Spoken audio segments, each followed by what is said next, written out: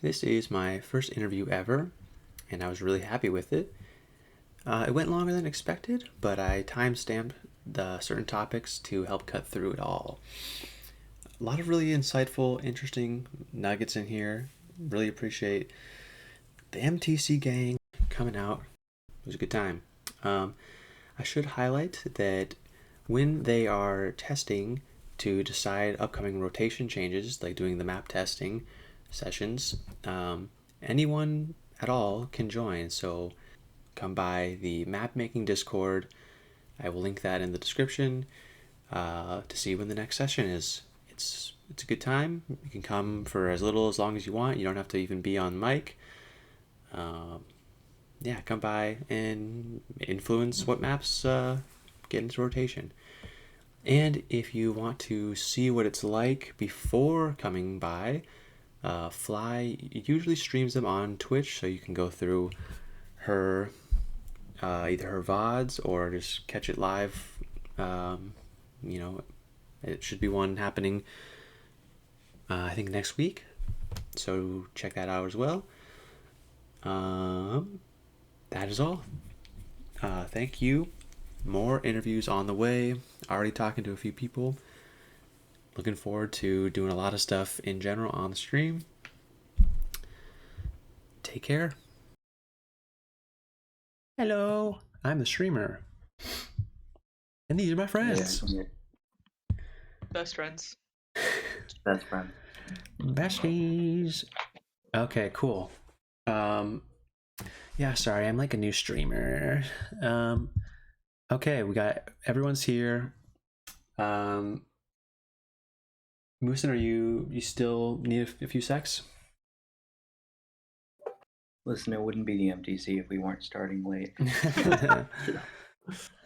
All right, well, if you're all ready, I'll go for it then. Sure. Cool. Yeah, sure. So, folks, welcome. Let me introduce, or I'll let you all introduce. These are the 4 members of the Map Test Committee. We have Fly. You can say yo if you want. Am I gonna introduce Actually, myself yeah. here? Everyone after you start, and then everyone else just starts screaming and introducing themselves. All right. My name is Fly, Woo. also known as Fly Molo. Woo. I've been on the MTC committee in various intervals. I recently rejoined a couple threads ago after I saw the chaoticness of what was being put into rotation. I said no more and jumped right back in. I said 2NF is no longer happening. Whoa. I know it's a spicy take. And then I've had a couple maps in rotation, Dell, which flopped, and Haste, which is slightly more well received, and then also Hypocrite, which is new.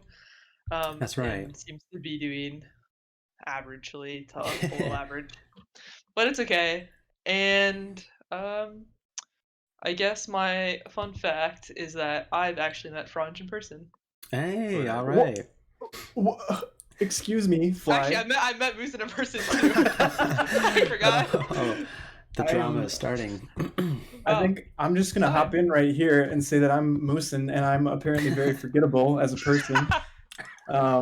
But I'm also the reason that Fly rejoined the committee, because I'm one of the guys that's likes things a little crazier. So you can all blame me for a lot of that fun stuff. But for my maps in rotation, probably most notably is Gumbo.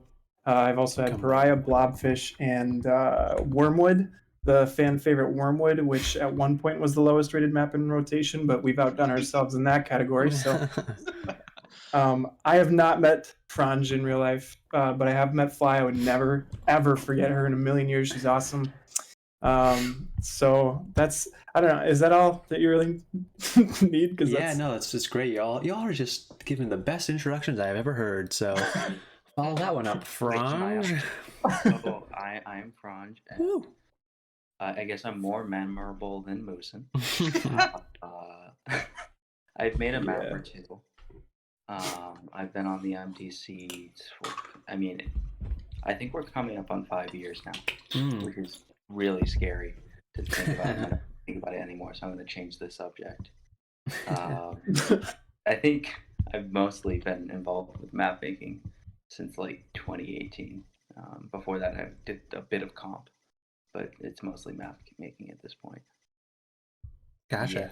And I have met Fly in person, and if Jem's listening, I am still Garbo. Awesome. All right, well, cool. And yeah, I think I actually, because I checked, there's that Google Sheets that like has a list of all the maps by everyone, and I mean everyone. I think Bali, for whatever reason, is like super well known, but I didn't realize.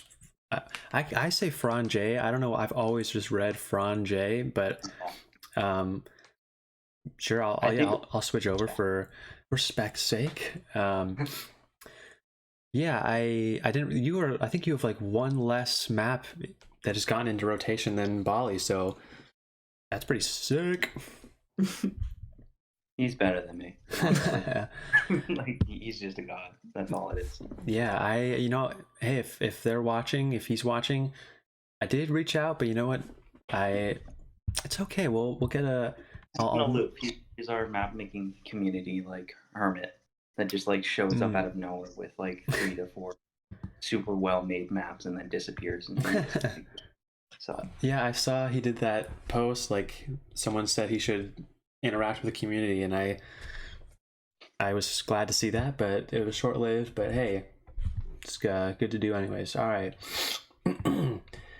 Well, part of what I wanted to do is because, I mean, on one hand, I'm actually just genuinely really curious about like the map making process, but I also feel like there's kind of a disconnect in the community where maybe some people know that there is a map test committee, maybe they kind of know how it works. And I realized recently that there's even some people that don't even like check the subreddit and they just play. So I figured at the very least, if you could kind of give me some insight into like, so just from start of like maps are sent to you and then they are put in rotation, what is like the process? Franj actually, like, I think just very recently made a post kind of talking about this to someone, but I think that we actually have, what is it now, like 5 distinct testing sessions, something along those lines. I don't know. We do solo testing. Everyone goes through the thread independently. So I would say on average we have anywhere from probably 80 to like 120 maps. There have been outliers where we've had more than that, and outliers where we've had fewer. But Mason, how do you even test my map as one of the 80 to 100? Oh, why don't you tell us? Great question. Well, there's a lovely Reddit account you can follow. It's called TP Photographer, which will post a thread, usually called map test thread number. We're on 106 right now. And there's instructions inside that Reddit post, which is posted to our TagPro, about how to submit your map. Usually you'll make your map on something like Unfortunate Maps, which is an external website that has a map making tool that will produce the PNG file and the JSON. And then you include a link to that website so that we have access to it, and then we then scrape that thread and turn it into a spreadsheet. Gotcha. Okay, so then, and you get like, the Reddit post fills up and the deadline is met with all the potential maps, and then do you guys all just like meet like a weekly basis and test them in a Discord? Yeah, so the initial testing phase for the maps that have been submitted is driven from a solo testing standpoint. So every member is going to go through and test each map individually on their own, kind of provide their own feedback, their own takes, their own analysis of the map, any strong points, any weak points, and that's the phase where we're leaving solo notes, which are going to be published at the end of the thread usually, if not earlier. And the output for the solo testing is going to be either a yes, a maybe, or a no vote. And what that corresponds to is our willingness, our interest on an individual level to test that map in a 4v4 setting amongst the rest of the MTC. Cool.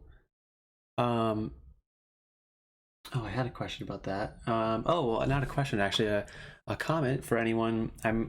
I mean, like trivia, I assume everyone here is pretty knowledgeable, at least in the stream. But if you're, for those watching, I'll upload a video of this talk.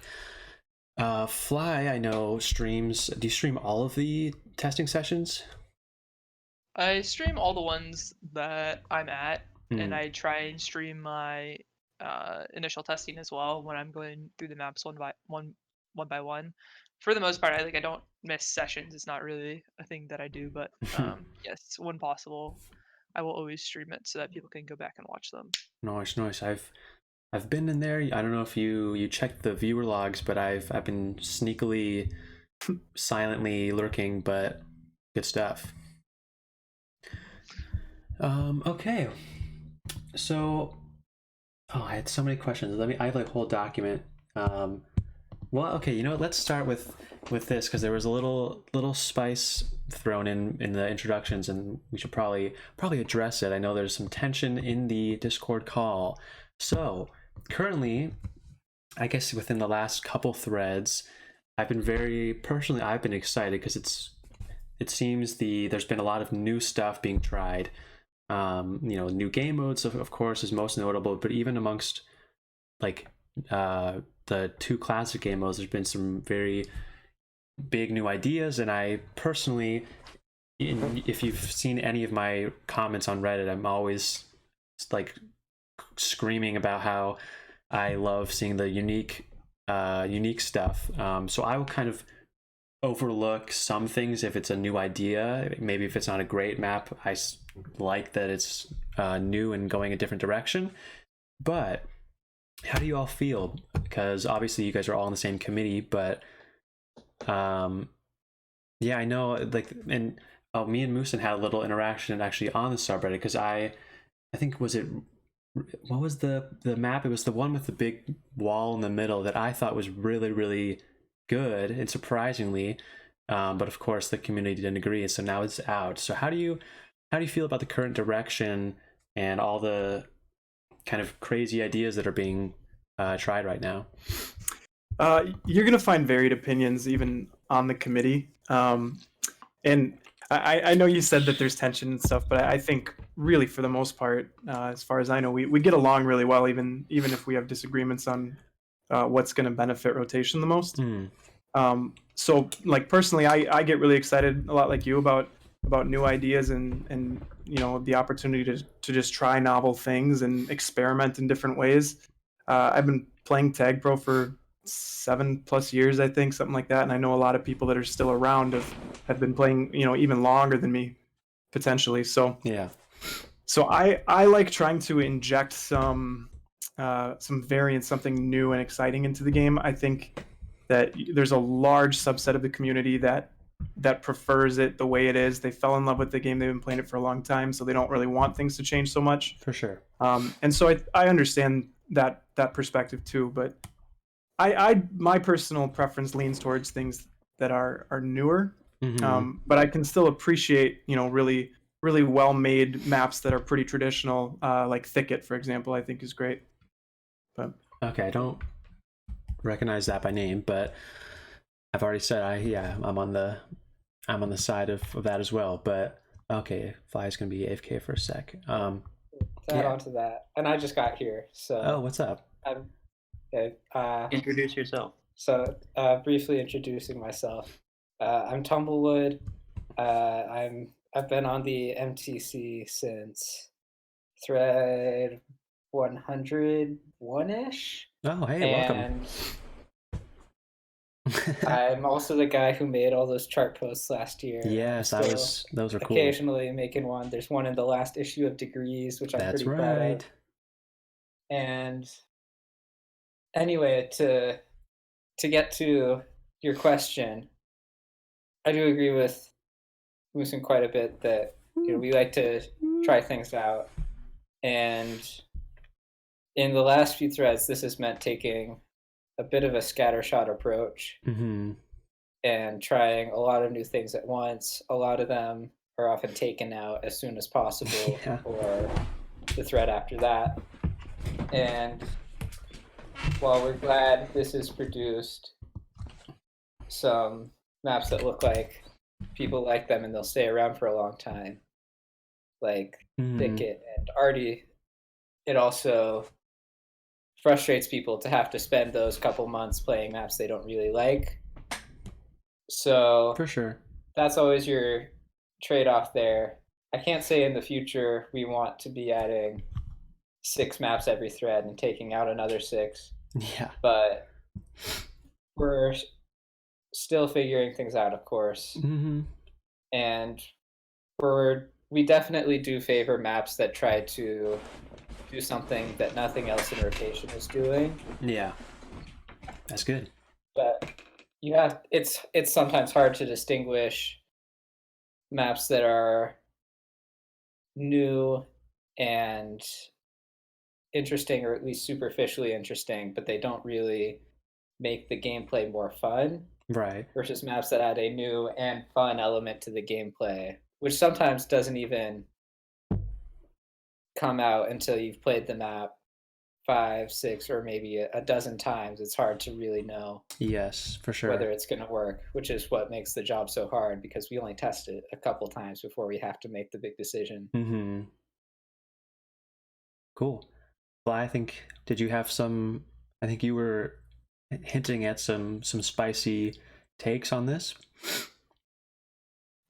Yeah, I mean, I think I just have like what I call sometimes like a more conservative opinion, where I think there's value in the rotation maps being like accessible to new player. I don't want a new player to like get in on a map and have no idea what their objective should be, or like how it plays, or like completely lost and kind of unusable to their team. And even if like a veteran player is trying to play and like it takes a second for them to understand, like I don't think there's a problem with like not understanding the map immediately. But if it's so different than other like kind of base TagPro, in this case like is your typical neutral flag and CTF, and like the inherent strategies and gameplay that those provide are completely lost, I'm not as much of a fan of it. So like Kepler for me was pretty frustrating, because you had one person kind of doing the like neutral flag, like try and juke people to get the end zone tile, but then the rest of the teammates were kind of doing nothing, and that's not really fun. People like to be doing activities. So like in terms of DTF versus 2NF, I'm way more of a fan of 2NF, because at least people are always actively involved in the gameplay.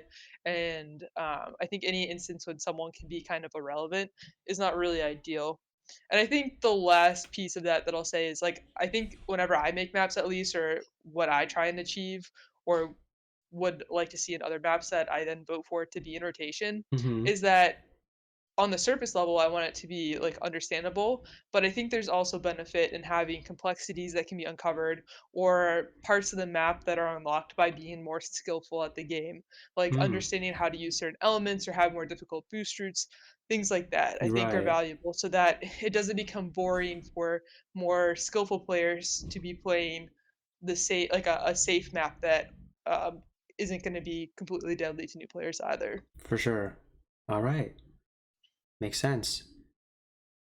Yeah, I think just to add on to that, sure, yeah. Looking back retrospectively at this point, it's kind of different from kind of the MTC, at least my perspectives, or my perspective when we first kind of set out on a bunch of these new game modes, for example, the DTF, the 2NF, where you're really looking at and trying to pursue a completely different way to play the game. And I think those initial maps, your Keplers, your call signs, even though that's still in rotation today for now, double gobbles, Leningrads, they all had, because of their novelty, I guess, to rotation, to introducing this new concept, some really serious and fatal flaws that kind of you needed to be addressed, and I don't know if they were ever actually addressed from a map making perspective, such that we could really support bringing additional maps into rotation. And I think one thing that was quickly solved was those weaknesses, like on Kepler, where the gameplay revolved around that 3 players hanging out fence, feeling kind of like I don't know if it's even safe to leave base. That's not a fun concept. Right. And I think we've sort of tried to respond to that by maybe edging away. I think it's unfortunate now, and I'm a little downcast on it personally. Just thinking about what the potential was behind it, that just never really quite was found, and kind of the ideal DTF map or the 2NF map. I don't think that either is entirely dead, but I'm not sure if MapMaker has yet fully grasped the potential yet. Yeah, that's fair. And just for anyone who doesn't know, DTF would be deliver the flag, and 2NF is to neutral flag. So those are the new modes that we've been testing out. And I know it seems like a lot of people, especially with the to neutral flag, like I guess like the chaos and the just maybe insane pace, a lot of people don't like that. I kind of embrace it, and I find it fun, but I can totally understand yeah, why that would be a lot for some people. But yeah, like you, I mean, yeah, like I said, I appreciate trying new things, and I think there is potential, and it's at the very least it's worth to continue to try. Yeah, see if these can. I feel like someone's got to come along and make that, that first map that really is like kind of makes it click and is like, okay, there's something here. And speaking, I think one of you mentioned something like this where, so when you have a map that, like we just tried, well, we've been trying a lot of stuff, and then the community, it gets, I think it's like, is it a 40% rating that's like an auto removal next? Yeah, 45. Okay, so when that happens, so when do you decide if it needs to be removed or if it should be like updated? For example, I think one of the maps for this current rotation was just updated slightly to make it more, it was I think Bali's neutral flag one, but how do you navigate whether it needs to be removed or like just some changes are necessary? Any map maker can submit an update to to any map thread if their map is in rotation. So Bali chose to submit an update to BB Boo Boo. That's fun to say. And then I think we have had situations before though where map makers have submitted updates and we've decided that this is not an improvement, or it's not good enough, and we're like, if the map is at 46%, like 99.9% of the time we view that as a map that doesn't have a chance to recover regardless of an update. Gotcha. So in some cases updates won't save a map, and then in others, I think, Plasma got an update, Bulldog has gotten an update, so sometimes minor updates are very successful and ensure some more longevity for a map. But it's still kind of like our call, so you can always submit it, but the MTC deliberates and tests it like we would any other map. Gotcha. Okay. Switching topics a little again. So I can't remember who said how long, but I believe some of you guys have been most of you have been in the community a long time in general, but especially specifically on the committee for a while.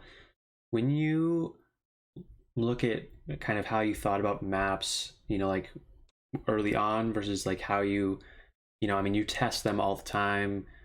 I mean, we're all playing them. Some of you have done a lot of in the comp scene. Like, do you kind of have a good sense, like, even on, like, if you're reading the thread and just looking at the first, the image, or when you first test it and you hop in and you just kind of roll around for a second or two, how good of a feel do you have for like, okay, there's something here, or this is like no good? From a preview standpoint, I will say that at best, my judgment is imperfect. I think that there are a lot of basic things that you can pretty quickly pick up. especially on maybe weaker submissions and things like that. I think with better map makers, there's a little bit more. Uh, you need to run through a map with a little finer tooth comb because there's a lot of little nuances that you can't just immediately see as a weakness to the map. Then that can be from anything from like a common trend that you'll see from a new map maker is this giant map that is a big circle, and we learned from Pokeball back in that's what I was thinking. 2014 that that's not really a map shape that works today. You can look at that right now and pick that up, but it's little details like that over time I think we've learned. But at a certain level, you do need to get in and actually test the map to provide that at least a higher level of analysis. And I think it's I this might not be a popular thing to say, but I think it's popular, or it's possible to kind of mentally eliminate a map just by looking at it. If you've got like today a Pokeball style map, that's probably not one that we're gonna give a lot of time to. I believe that most, if not all, of the committee members do test all of the maps solo anyway. But I think that there are some you can look at and just know like this is not going to be a great investment of my time. But it's really hard to look at one and say this is rotation ready, or this is like one that I want to say, put in the top maps right away. So I guess what I'm saying there is it's when you look at a map, it's easier to say no than it is to say yes. You really do need to get that feel, like Franz was saying. Interesting. And, see the different nuances to know if it's worth another look.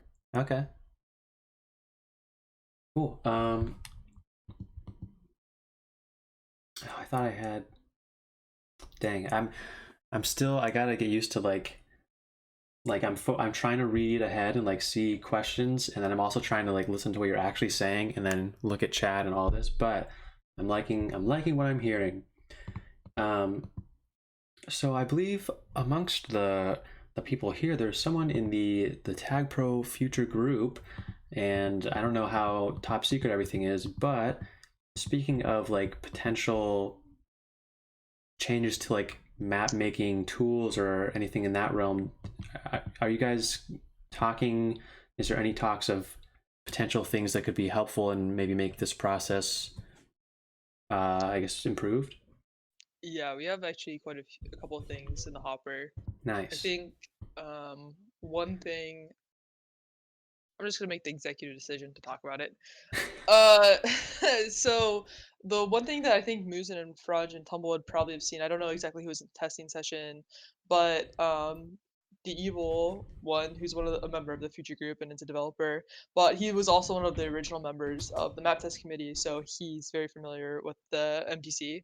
He's been putting together a way for the MTC to add and update rotation more easily. The way it functions right now, it's like a separate database that maps are uploaded to, and then it has to be merged into production, and it can be a little bit of lag. So I don't know if people who are watching the stream have ever experienced it, but you might notice that sometimes a thread is posted, these are the results, and then you don't see those maps actually in rotation for a little bit after.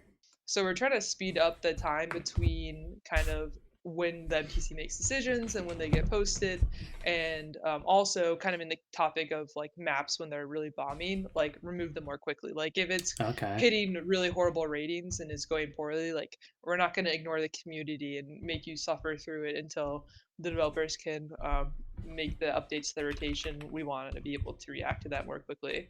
So that's item number one. Nice. I don't know if anyone else here would want to talk about that, because I know Dave demoed it, but I wasn't there for it personally. Oh, Musin's typing. Curtis just did. A dev 2.0. Okay. I think the eventual goal is that we'll have a way to kind of put a MTC flag on your profile, and then you'll have an ability to log into the site. But okay, for now, either way, easier additions and updates to the rotation. The second thing we're working on is, I think it's like almost 2 years ago at this point, Lucky updated, or announced kind of a rolling bomb buff. And part of the buff was that it would protect you from like spikes, but also gates. And this became problematic because on neutral flag maps, a lot of the portals are guarded by gates. Right. And so it would create a situation where if someone had a rolling bomb, they could honestly go through the portal in their own end zone and end up in the other team's space and like cap immediately because they had a rolling bomb. Yeah. And so the kind of retroactive choice to address that was to create team portals. Nice. So like a new sort of tile. But this has caused all sorts of problems because the team tiles aren't built until some of the map makers today. So people wouldn't be able to make maps with team portals. We have to retroactively update all the previous maps, the neutral flag maps with these team portals. And like there's scripts and stuff that have done that. But essentially what we're gonna have to do is create a whole new map making system where a new editor and a new site for people to create and post maps from, because a lot of the map making content out there is a little bit out of date at this point. So we're kind of working on all of the back end there so that eventually we have framework in place for people to test maps on the actual production servers and include team portals and possibly other, I mean, we've talked about possibly having additional sorts of tiles in the future. The specific ones haven't been finalized, but like just essentially building the ability to do things like that. Because right now we're completely stuck on keeping what we've got based off of the tools that we have today. So that is also being worked on. That's super exciting. Rick, that's yeah, that sounds really, really good. Musa, did you say something? I was just going to say, I think for the rest of us, we are not future groupers. So that was the first that I had heard of anything official on like the team portal front. So I'm trying to contain my excitement here. I think it's super cool. It's very cool to hear. I'm surprised. So is that kind of part of why, just because having to totally overhaul a system? Because I was wondering, it seemed like they had Lucky had almost decided on a roaming bang change, and then so is that part of why they just have been silent on it? We're just totally from the ground up doing some new stuff. Yeah, essentially all of the changes to the code for the buff of the rolling bomb is like out there and could be merged into production. It would just be game breaking from like a perspective of people and being able to do that on neutral flag maps today. So until we can update everything to go along with it, we don't want it to release it because it would have like significant problems to gameplay. Fly, I don't want to put you on the spot, but is there an existing like roadmap or timeline, even if it's a very rough timeline for that? Yeah, I can't really commit to anything because like, I mean, I think the fact that that's something that's actually getting worked on right now makes it more likely to happen than other things, right? Like the development scope, like we only have so many devs and so much effort that can be put into things. So if we have a developer like actively working on it, I'd say it's a good sign that it'll happen. Can you commit to under a year? Oh my God, you just said it. Yes. I think that probably should happen. 2021. Oh. Hype. So December 31st, I'm going to put it in my calendar right now. Yeah. If we could have a race, you or Blitz Arena having the big update. I think TagPro has some steam right now. Yeah. Well, and also, hey, by the way, I appreciate like just the TPFG, the future group, because it's been fun doing the tower. It's been so long, so great job on that. And Moosin as well. You're still fighting for that sub 50. Is that what you're still trying for? Yeah, I'm doing a horrible job. So I shaved a second off my time, and that got me 23rd place. So that's how good the top guys are right now. Yeah. And I'm just kind of on maybe tier 1A or tier B even, so, or tier 2, I don't know. Okay. I'm actually I got checking my first TR. Oh, sorry? I got my first tiara today. Hey. What is Nice. it? Yeah, I still don't have an ogre. Like, I'm Oh, no. not a tower fiend, that's for sure. Fly, do you know when the event is officially ending? I want to say Sunday. Okay. All right. Saturday for you. That's fair. You know, I don't know if Ron or any other streamers are thinking of doing a like a race, a tower race this time around. I don't know if you guys have heard any rumblings, but I would be more than willing and happy to host it or see what I can do about that. I don't know. Have you guys heard anything? I have not heard of that. Nor have I. All right. Well, we'll I wonder see. if the code for the ghost stuff is still in there. Yeah, I was looking through and I was looking at the two scripts that I think Ballparts made, but I have no idea. But that would be super nice. All right. Back to map making. Let me flipping see. Okay, here's a little something. So it seems this might be a little insight for those pubbers only who haven't done any competitive. There are some maps that have like their rotation, their pub kind of versions, and then there's not only are there different versions of pub maps, but there's maps that only see competitive play. It seems. What do you think is the difference, and why do we not see those maps coming to regular pub rotation? Now, I can only speak from some NLTPB experience here, but I've been on TPM, and I've been on the TPM server quite a bit, looking at the maps page. Okay. And I've just talked to compers. The main differences between pub play and comp play. For one, it's that comp defenders are a lot better at playing no grab defense, which is why competitive maps tend to include extra grab mechanisms. Like Pilot 2 added an extra team boost, and newer versions of Pilot, because the competitive maps are always evolving, include even more boosts than Pilot 2, which had an extra. And those are to level the playing field between defense and offense.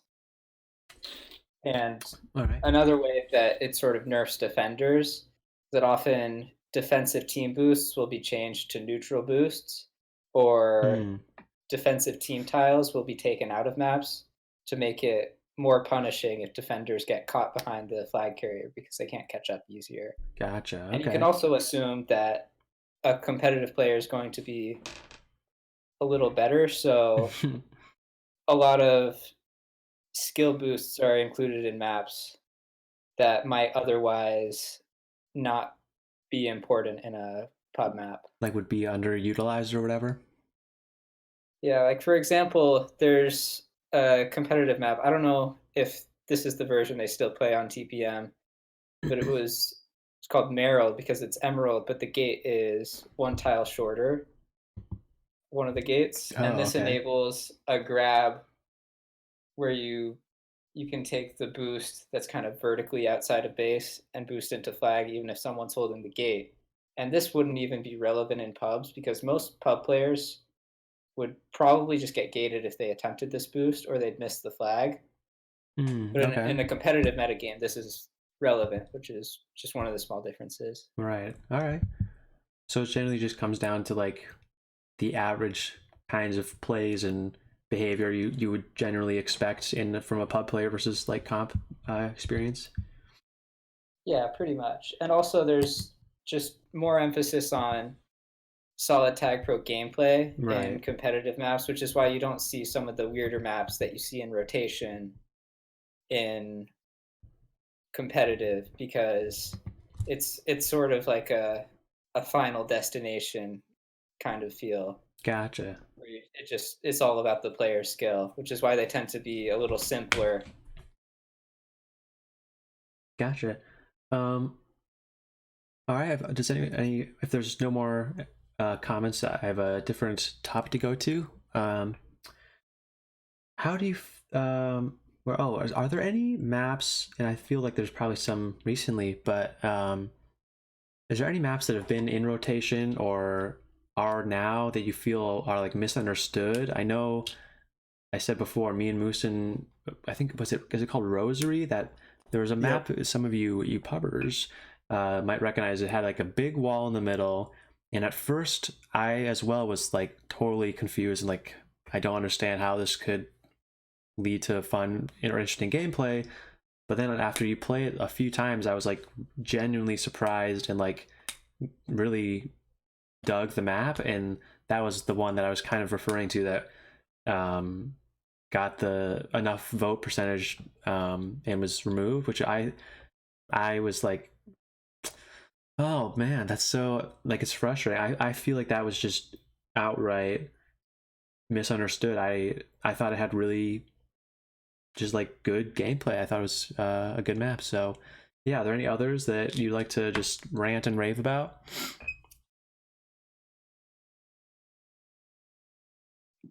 Yeah, I mean, I was personally a fan of Rosary too. I think the one that's in rotation right now that has a poor rating and will get removed pretty quickly, it only has a 35%. I like Polka. I have fun every time I play it. I feel like people are so caught up with the team tiles and like kind of like the little spaces that they like can't focus on the actual gameplay, right, or appreciate it for what it does well. I don't know. I mean, it's kind of like everyone has their preferences for what they enjoy in a map, and I don't know. I guess too, my other thing I will say when it comes to ratings and a little plea to the viewers, just like please rate maps. Like I think people rate maps primarily when they have a strong opinion on it, for sure, especially when they don't like it. And I would be so curious to know what proportion of like dislike votes come after they lose on a map, because I think that negativity is like, the ratings are probably more negative than they actually need to be. True. So I don't know. Vote with your mind, not with your heart. Yeah, there's and probably... vote in general. There actually used to be functionality where you were not permitted to vote on a map for like 3 plays or 5 plays or something. Oh. And then once you hit that threshold of plays, then you could vote on it. And so I think that we removed that functionality so that we could get more data quicker. But there are some unintended consequences of that Fly kind of described. For sure. Yeah. You can tell how opinionated. Continue, Franz. That was not Franz. Sorry, that was not Franz? Who was it? Oh, I started talking, but go for it. I misheard. Okay, anyway, you can kind of tell how strongly the community feels on a map by how many votes it collects, how quickly. For example, Titanic, I don't know how to say it. It's been in rotation for like 3 or 4 years now, has 444 votes. And I think when Leningrad was added, it took only a couple months for it to completely surpass that amount of votes and even go a little farther. So you can just tell that some maps like Leningrad really give people strong opinions, whereas a map like Titanic might not. For sure. Yeah, and I think unfortunately, if you don't like a map, you feel much stronger. Like if you like a map and you're like, oh yeah, that's like a good map, unless it's like something that you just like are really think is amazing, it's like, oh, okay, like it's a good map, but it doesn't like really bring you to like, you know, vote for it or like stand up for it. But if you don't like it, it's like you like, there's people that will just on sight of seeing a map leave, and I can understand there's some maps that are really not a good time. But yeah, and I think I playing around with that, like you were saying, with the having people wait to vote and stuff like that, I think, I don't know, yeah, it's a give and take, but oh well. Anyhow, I think someone else was waiting to or was someone going somewhere after that? I'm good. All right. Let's see. Okay, so in terms of actual like doing like the process of making a map itself, when you like are you just kind of like sitting around and like an idea comes to you? Do you kind of hop in the map maker, start playing around, and it kind of formulates? Do you get like an idea for a base and then build the rest of it? Just how, I guess, each of you, if you could speak to yeah, just like what's like your design process, where your thoughts are when you're doing that. Can I take it first? Go. Yes, Yeah, I was go hoping for you it. would. Yeah. I think there are a bunch of different kind of initial approaches that I take on a map. I would say one, I haven't done this one as much recently, but especially in the last like 2019 range, is usually when I saw like a map out there that I felt was, this would be someone else had made it, and I felt it was maybe missing a certain level of depth or polish or something like that, where the idea and the fundamental concept behind the map was actually pretty solid. It just wasn't quite executing on that concept. That was the kind of map where I would just kind of grab it, talk to the map maker if I wanted to, or talk to them about any ideas, or just go ahead and remix it a little bit. Okay. That's definitely one. A couple of maps came out of that. I think that's cool. For example, Tewatsingo, something like that. Okay. Even Cedar was originally based on a certain volley map that was tested in initials, and then I completely scrapped most of it and did a different version of it. But the skeleton was based on that. Another one that I do is kind of based on that same. Oh, I like this concept where you're kind of playing the game a little bit differently, or there's some element that forces you to play a certain way. For example, for a long time, 3 years, Neun and Neunzig Luftballons, that portal concept in base where you can actually, take the neutral flag through your own end zone and go into mid. Okay. I know that before it even made it to rotation, another map, Dory, had gone through and done that concept, but that was one concept where it was kind of the core idea behind the map, and I built the rest around it. Okay, cool. I think those are the main two, and then other than that, a lot of I think from my perspective, it's super easy to just kind of drop through a relatively generic map just by starting off and kind of absent-mindedly painting out a map. But I don't know if that's everybody else's experience. Okay, so a lot of it sounds like it's like kind of taking one idea or like inspiration from other maps, and then building off of that. That makes a lot of sense. I'll second that actually. Sometimes I just have ideas come to mind, and all I have is, if I'm not home, it's that's not as common, in the COVID era. But when I used to be in class with a notebook and a pen, nice. and I would just start sketching some ideas that I had when I was supposed to be paying attention. But one of the projects that I'm working on right now that is not gaining a lot of traction is a map called Naloxone that I actually well, I didn't steal it, but I borrowed. No, I stole it. It's from a very, I think, kind of a newer map maker, Stevie Baby. If you guys know him, he threw something together with just this like long row of yellow tiles that felt like butter to roll across, and I just fell in love with how it felt. Nice. And decided I wanted to try and make that a reality. So we're not quite there yet, but I'm not giving up on us, Stevie Baby. I believe in us. So. Hold on, I pulled up the. Oh, you did it for me as well. Oh, that's Stevie. Let's see if I can even comprehend how to do this on stream. Keep someone talk about cool stuff while I do that, but I'm gonna pull up both the maps that they were just talking about. Anyways, Fly or Tumble, do either of you guys have input on how you come up with your map ideas and stuff? Yeah, I don't really make maps as prolifically as Franch or Musen do. I kind of wait until I have an idea and then I make it. I think I've submitted like less than 10 maps, and I've had 4 of them in top maps, and 3 of them have made rotation. So like my conversion rate is pretty Incredible. good. My conversion rate is pretty good, but I think it's just like I have a very precise idea of like this map never made its rotation, but I have a map called Polar, and the idea was I want like a spiritual successor to Pilot. Ah, cool. Where I literally started with Pilot and then remixed it and switched some things around to reshape it and drive it an idea where it's like I want Pilot, but instead of bombs in mid, it has boosts. Or Gotcha.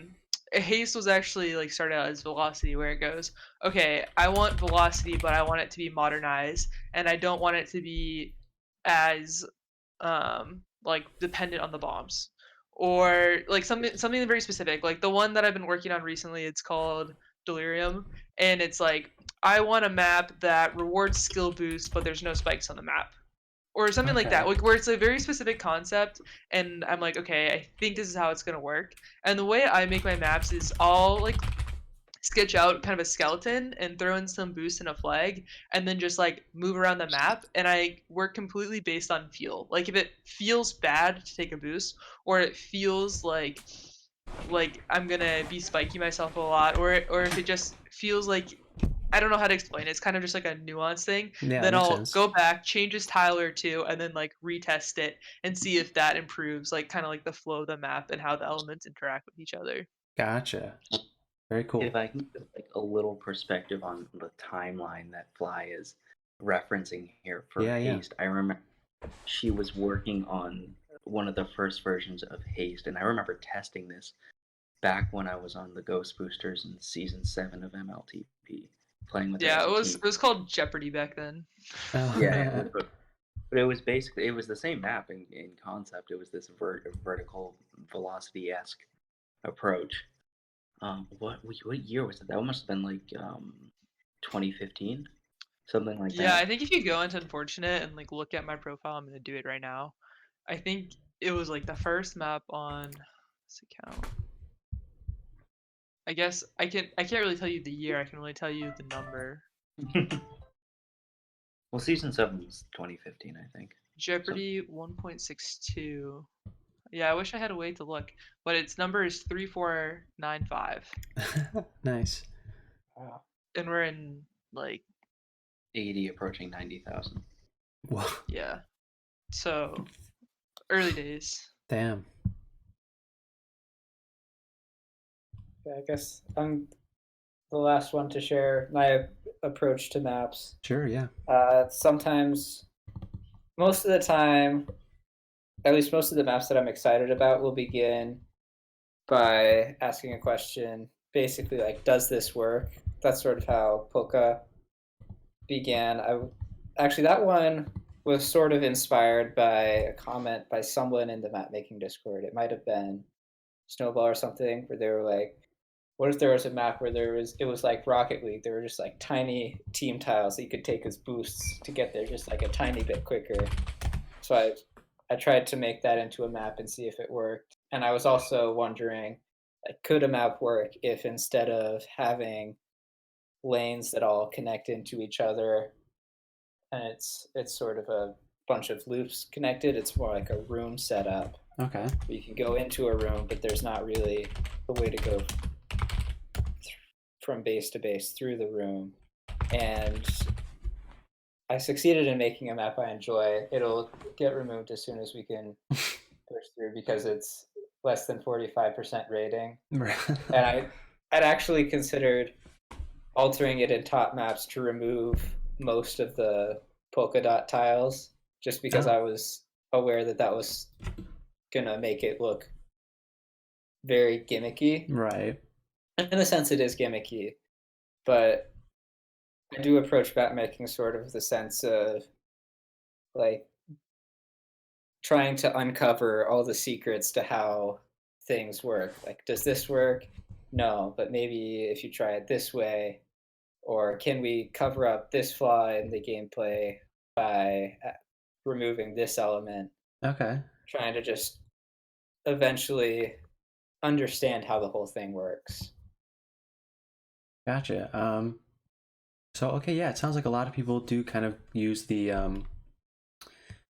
yeah, like taking a map or kind of just slowly building off of certain ideas. I did want to say, Fly, you mentioned kind of map feel, like when you're testing the map and you're building it, and you get in and there's just something off. It's almost not even. It's not like it wasn't even like you couldn't really point to a specific concrete thing. There was almost just an abstract something, like a map feel.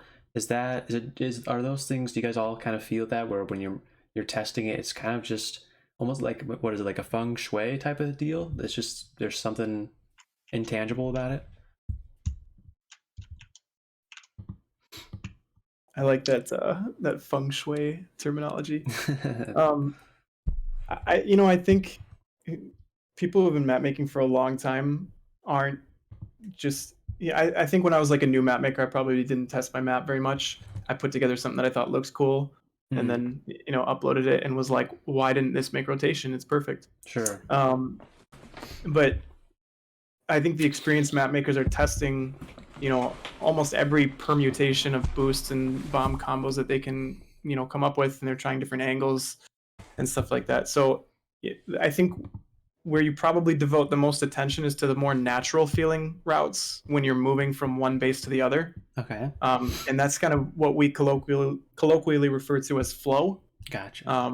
So there is definitely that's kind of one of the things that we use to assess a map's quality. Is does it feel good to move on, or am I like running into a wall everywhere that I go? Right. Okay.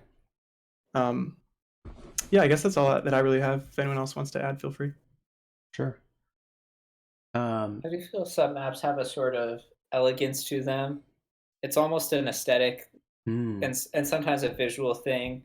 Like, I feel like Pilot and Emerald, for example, have a very good elegance to them that not every map does, and it's not always an indicator of quality. There are some elegant maps that are broken or were good and are now broken. Like, I think Wormy's very elegant, but doesn't really work anymore because its size is sort of too much for the current metagame. Right. But I sometimes I do feel like this is kind of fun, but something feels missing. And I think for the most part, I would pin it to that feeling of elegance. Like, everything is in its right place, and there's nothing that you would really want to change. Interesting.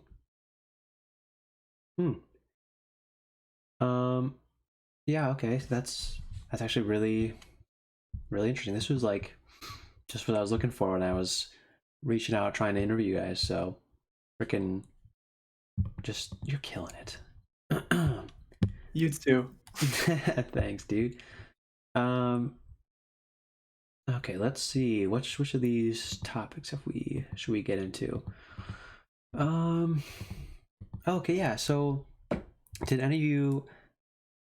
I would be surprised if this was the case, but like, did any of you come from like a different game, or like do any sort of related tasks, like making maps in other games? Or I know, like, Fly, you do like design, which is, I mean, you could say, I mean, it's kind of similar, but maybe not in the way that I'm thinking. Like, yeah, is there anything any skills that you were able to bring to map making that helped you out?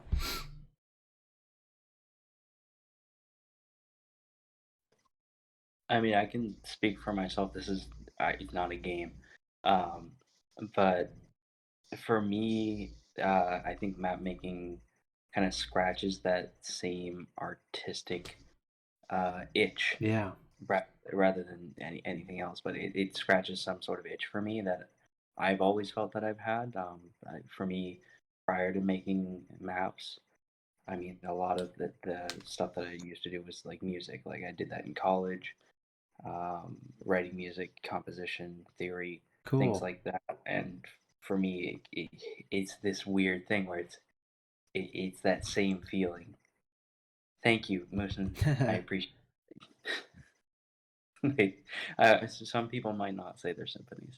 Well, just to streams, Moosin just said that Frange's maps are like symphonies. What a compliment there. Yeah, what a compliment. That's beautiful. Thank you, Moosin. Sure, I'll second what you said too. I think map making is such a great creative outlet.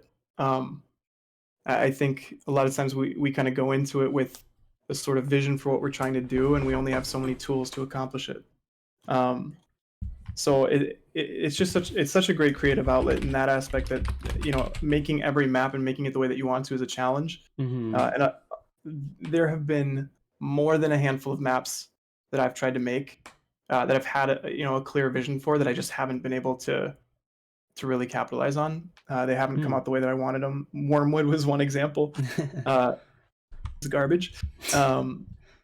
But it's just I have not had any previous experience with these things, and you can tell that if you look at the first map that I made. But it is honestly, if you look at just about anyone who's had a map in rotation, if you look at their first map compared to the stuff that they're putting together now, the differences are just drastic. Yeah, it's kind of fun to look at that. Yeah, and speaking to like the creative process, do you feel, or is this like maybe it's a thing that I'm kind of taking a guess here, but when you have that idea, right? And I think any creative person can, like, I get an idea for the PowerPoint for Trivia, I'm just like super excited. Do you have a similar thing in map making where you get the idea and you build the map, you make it like it's exactly what you pictured, or even better, or like it just comes out really well, and then when you play it, like, I don't know, like, just speak to like the satisfaction of bringing an idea into reality, or maybe it's the opposite. Maybe you get disappointed and it's not what you thought it would be. But yeah, can you guys relate to that experience? I mean, one thing I'll say is I remember I think it was Curb. Curb was the first map that I ever got into rotation.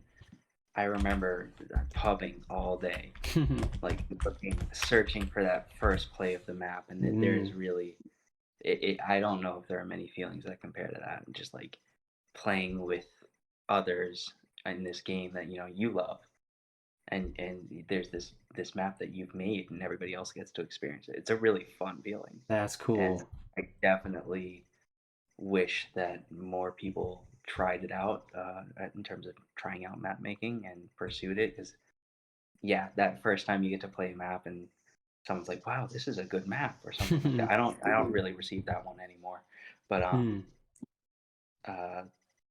it's a great feeling. Definitely want to see more new map makers too. That's awesome.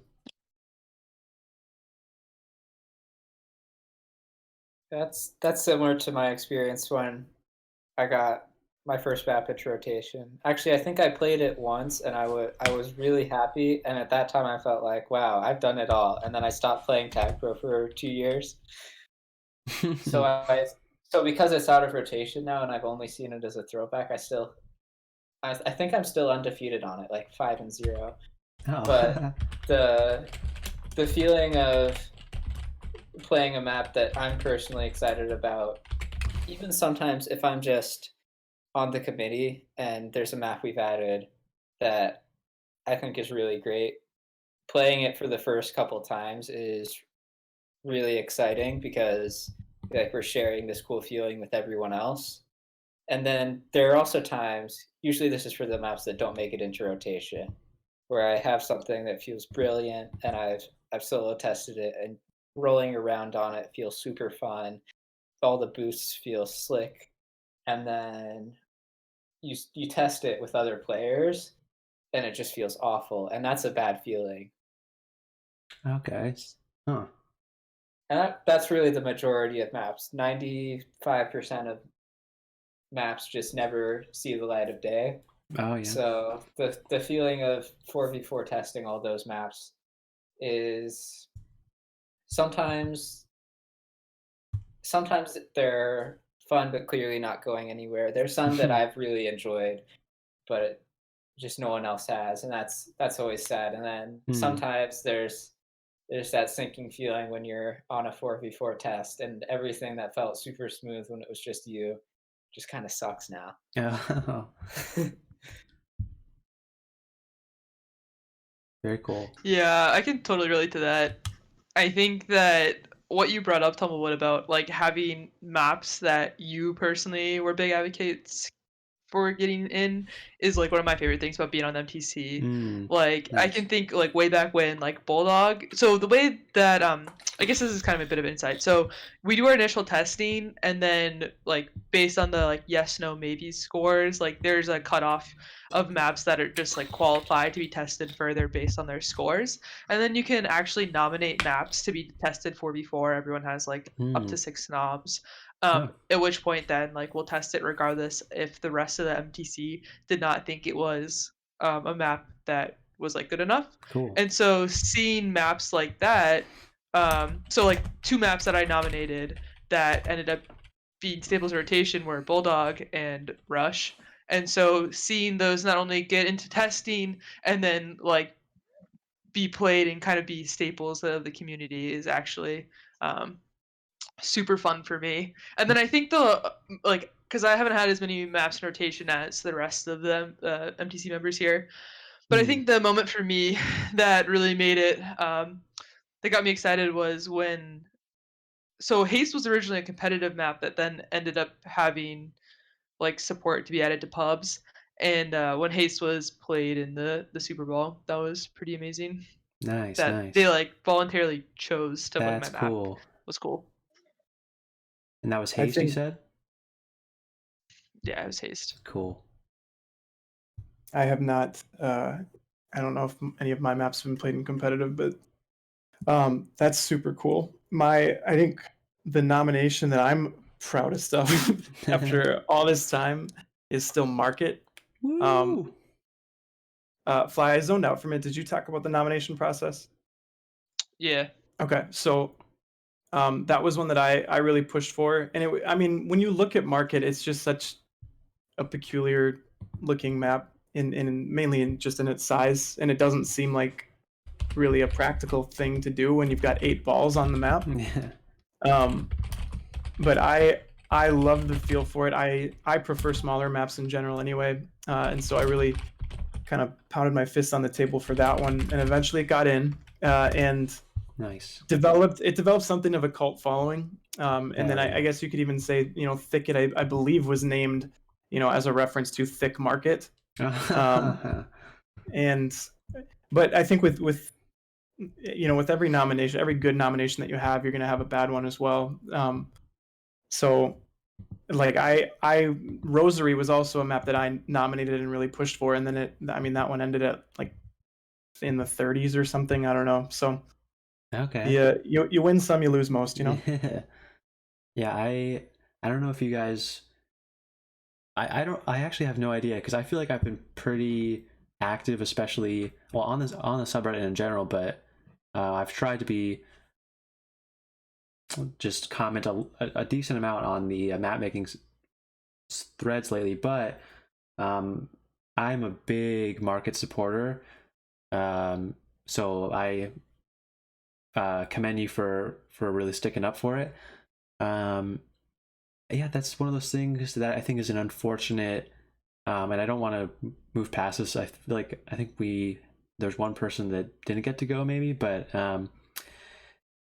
the verticality thing, where unfortunately, I know it seems like we're kind of limited, and I know like there are some maps that can kind of get out of it, but the nature of verticality being, what would you say? Like it kind of inherently makes it hard to play or to like if someone boosts from the top, we don't have vertical monitors, so it's just kind of one of those things we can like never mess around with, or at least not super often. Yeah, but I like Market, and I currently like Thicket. So, was there someone that wanted to touch on that last subject? That was super interesting hearing about that. But I think that we all touched on like the noms and the feelings and stuff. Yeah. Okay. But yeah, verticality is. I'm glad you brought that up because that is something that we struggle with, because there are maps that are really cool, but the viewport is definitely something that we consider when we're reviewing our maps. Right. So some maps can pull it off. I think Jardum did pretty well for itself. Haste, of course. But then there's other ones where it's like, borderline game breaking, or depending on the symmetry, it can really favor one team. So.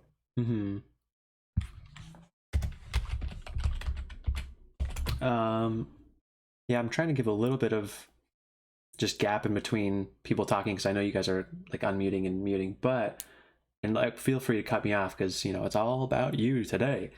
But speaking of symmetry, recently I think there might have been talks of it getting removed or changed somewhat, but there was an asymmetrical map put in. I can't remember whose it was, but he is in the chat right now. Yeah, that was mine. Oh, let's go. All right. Well, yeah, speak to, because forever, like symmetry is clearly a big part of most, or pretty much every map. And there's someone, I think, that had like there was like a bet, like if someone can get a good asymmetrical map made, like they'll donate like $20 trillion or whatever. But yeah, go on a rant about that process. Okay, I'll explain the saga there. I did make the first version of this map the same week that Choxy, and big shout out to Choxy, who followed through on this bounty. Nice. Even after increasing it. Very awesome. One of the games he bought me, I played it all the way through, and it was super fun. So that was awesome. Nice. Anyway, he made the original post in maybe 2015, offering a bounty for anyone who could get an asymmetrical map into rotation. So right after that, I made something that is on Unfortunate Juke Juice somewhere. Here it is. It's called One of the Best Maps Ever Made. This is in the 23,000, so it's pretty old, and it's really quite ugly. I think all asymmetrical maps have to be ugly, actually. Yeah, the symmetry really adds all the appeal. And I wasn't ever going to touch it again until Pizza Spartan, who is also a member of the MTC and one of the most prolific map makers, messaged me and said I should submit an update of that to the last thread. So I didn't have anything else. So, I didn't have enough submissions I was excited about to not submit that map. So I just, I said, what the heck? And I renamed it to Goat and submitted it with a few tweaks. And hell yeah. Because it was a sort of novel concept, we tested it and put it into top maps. And at that point, it was pretty clear that one of the bases was a lot easier to defend than the other. So I gave a slight balance update there. Some people still think that the red base is too defensive compared to the blue base. But it seems, I don't have an update on this, but as of the 250th or 300th game or something, it was exactly even. Oh, nice. 50% win rate for both sides, which was pretty cool. Yeah. And really, I felt with asymmetrical maps that the difference in player skill was probably a lot bigger than the influence of the map on a game. And it seems that's been mostly borne out. Okay. But it was a difficult decision, I think. I couldn't vote on the map. MTC members can't vote on their own maps. But for everyone else, it was kind of a difficult decision on whether to add it to rotation, because on one hand, most of them said, like, yeah, this is just really fun to play on. The two tests that we'd done in top maps were pretty fun, and I was in those games. I thought they were pretty fun. So that excited me. and then it was also sort of uncharted territory, and you never know till you try it. And we tried it, and people, I think a lot of people find it, and I even got some messages in pubs of people saying, so which side is better? And I'd say, well, I don't know, I think they're both about the same. And one person said, yeah, it just makes me kind of frustrated because I feel like some of these games I have a disadvantage for no reason, and that's something that some people just don't like about it, that we have to respect, which is why it'll probably be coming out soon. Okay. But it was fun while it lasted. Yeah. And I think it's proof that at least you can make something that's about 50-50 balanced. Absolutely. And isn't just like one tile different from the other side. Yeah, I mean, I haven't played a ton of it, but yeah, and actually this might be a testament to it. I think I had my first map on it without being totally aware that it was asymmetrical, and I think I had to read the thread, or I don't know, something, and I was like, oh my god, that's right. I just didn't realize on playing it, so I guess that is a testament to that. It worked enough for that. So yeah, I think it's an interesting challenge. I'm surprised. Have there been many attempts? Like, have people submitted a lot of asymmetrical maps, and has it just not been worth putting in, or are most of them just typical symmetrical? I don't think that there's been many attempts. I know that there have been plenty of asymmetrical maps that were unintended, that actually have, one, been submitted, and two, even made it to rotation because it's like a small thing, like Smirk, Micro, Noin. And we don't talk about that one. Yeah, I don't think anyone picked up on that yet, did they? Have you heard about it? Picked up on it yet. No. This is a hot tip. Noin is asymmetrical. Yeah, look at the pups. I just broke it. Yeah, we're trying to fix that as fast as possible. Oh, okay. Yeah, I mean, for me, the interesting thing about GOAT and this approach is, like, there are certain kind of unwritten, assumed rules to making maps, and the maps that exist in the game, and how you're supposed to play them. And one of them, for a long time, has been, the map has to be balanced, and the only way to balance a map is by having some form of symmetry, whether it's rotational, horizontal, vertical, even four-way symmetry. It has to be symmetrical, and I think that GOAT, to some degree, proves that it is possible. Yeah. Even if the map itself isn't necessarily the best. For sure, dude. Or even the final iteration of the concept. I think it's possible. I don't know. I mean, it's kind of unfortunate to see the extent of negative feedback that it's received, and I wish I could quantify how much of that is due to a perceived imbalance of one side to the other, where no imbalance, I mean, based on the numbers that we've seen, exists. And it's just like an unfortunate reality of this approach to making maps. But I think it's really important and really awesome that Tumble was able to achieve it. Like, it's a balanced map. It works. Amen, brother. I don't know how much more you need in terms of demonstrating that it is possible. Yeah. I'm right there with ya. Well, yeah, this is all super good stuff, guys. And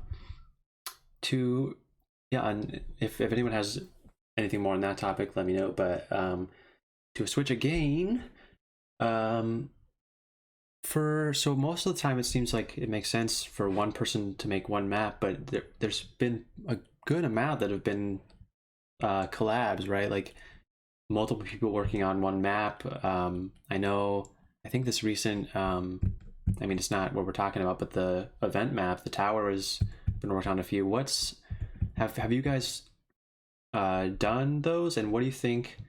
Like, what makes it like when you're making a map, if you're like, okay, this needs, like, I need help, or like, why do you decide to make it a collaboration?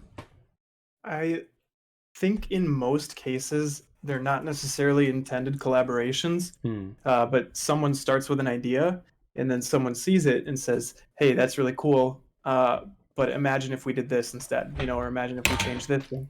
And actually Petunia, which I see behind you right now, I don't know if it'll still be there when I come up, but Petunia, I did very, very little on. They asked me for feedback, and I made a couple suggestions that they decided to go with. But I don't even actually, I might have like remixed it once just to show conceptually what I was talking about. But I still today don't really feel like my name should be on that map. I don't feel like I contributed quite enough. Okay. But just to be safe, I still abstained from voting on that. But and then with the tower was like something that I think was uniquely intended to be a collaboration. Again, that I did very little practical work on. Sure. I helped with more conceptual stuff, a bit of the artsy fartsy stuff. And then actually Fly, did you do the flare designs? Fly? Maybe? Yeah, I did. Because I think that those turned out awesome. I thought those were so cool. Yeah. So I kind of, maybe my biggest influence on this event was suggesting an ogre. I don't know if we can say the sh word, but an ogre themed event. And then Fly, and was it just you, Fly, or did MP help too? I made them this time around. I think I sent them to him just like for opinions and to bounce it off him. But, nice. Yeah, they ended up being my designs at the end of the day.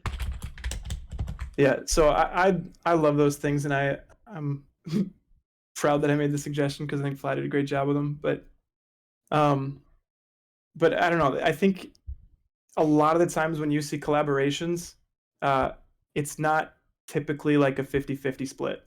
I think that someone probably built the skeleton and a lot of the elements, and then someone took it and ran with it. And that's kind of the stuff that you see. I could be wrong, though. There might be other situations if anyone else wants to touch on it. Okay.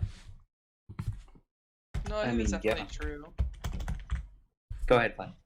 I was just going to say that, like, Haste has actually Franj as a co-author, as well as Dragon Beast, because even though I made the map, like, 95% of the way, they helped me figure out how to, like, kind of polish it and make it more publication ready. I think that's fair. Like, I have no problem with people getting credit on maps if you add some sort of value to it. Yeah. Oh, go for it. It's like a collaborative thing. I think like probably 90% of collaborations happen where someone makes a map and then someone sees it on Unfortunate Maps and remixes it themselves separately. But I also know that a lot of collaborations happen on a website. I don't know if everybody knows about it, but there's a really great website by QL Fitzo, who's just one of the greatest people in the entire community, called TagPro Edit. .com, where you can collaborate with others in a live format. It's basically 2, 3, 4 people can all work together. Damn. At the same time on a map, and that's a really great collaborative tool that's available out there. If people if map makers ever want to hop together and work together live as well. I'll throw that out because I think that he's one of the greatest members of the community that a lot of people don't really know about. He likes to stay under the radar, but he's an integral part of a lot of the stuff that we do. Even on our map making Discord, he's written bots for us to pull information and maps and previews easier, stuff like that. On that TagPro Edit website. Mm-hmm. He's even pulling map data, like rating data. Oh. So if you append /ratings.html, you can see ratings over time. So we can see trends there, like if a map is, on the rise or if it's going down, and that factors into our decisions as well, for, whether or not a map has potential to stay or if it's on its way out. Damn. One last thing that I'll add to, just if anyone's listening and thinking about, collabing, or if you've seen someone's map that you liked and want to take, I will say it's best practice probably just to check with the map maker and say like, hey, is it cool if at the end of the day, you can do it as long as you give them credit, I think. Right. But it's probably just the right thing to do to make sure that they're cool with that, or run some ideas by them and whatever. For sure. Oh, and I'm not sure you were. I don't know if you were talking about the Shrek word or the shit word, but feel free to see any darn thing you want as long as it's TOS friendly. You can even say fuck, dude. So no, I don't. I mean, we got away with Mario, now we've got away with Shrek. I just like okay. It makes me so nervous, dude. Oh yeah. I love the like just I was trying to not say or not skirt the lines of whatever the hell, but it's fine. Yeah. Yeah, okay, I want to put I have like these the slideshow of maps. I tried putting, I don't know how to update the thing because I want to put this graph in the slideshow as well, but I guess I have to like I don't know if I have to leave OBS or not, but either way, oh, and I posted the link to TagPro Edit in the stream chat, which is just going insane. So I bet people probably missed that. But all right. Okay. So yeah, and I still have a good amount of questions, and I'm enjoying this. So let's keep it going. I know Fly is on a later time zone, so don't want to keep her up, but I think this is super interesting, and I feel like I might have to, because it's been going a little bit, but I might have to cut it down. But I think people can get a lot out of this, especially map makers and people who want to get into map making, or just insight. I know I love, that's part of why I wanted to interview you guys. I just genuinely love like getting insight into things like this, so it's super cool. Thank you for organizing this, by the way. Yeah, dude, it's my pleasure.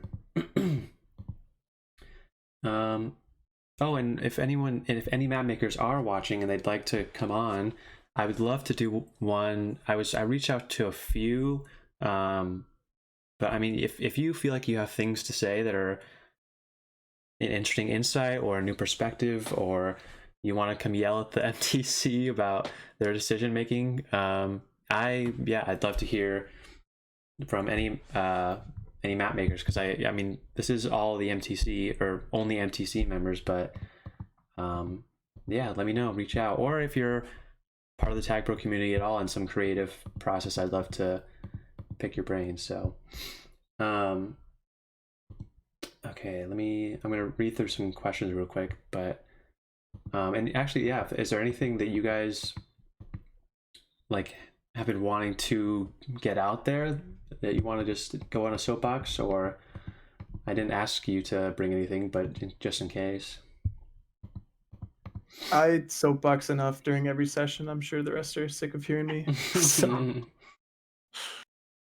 I mean, listen, if you're listening to this, you're clearly in some way interested in maps and map making.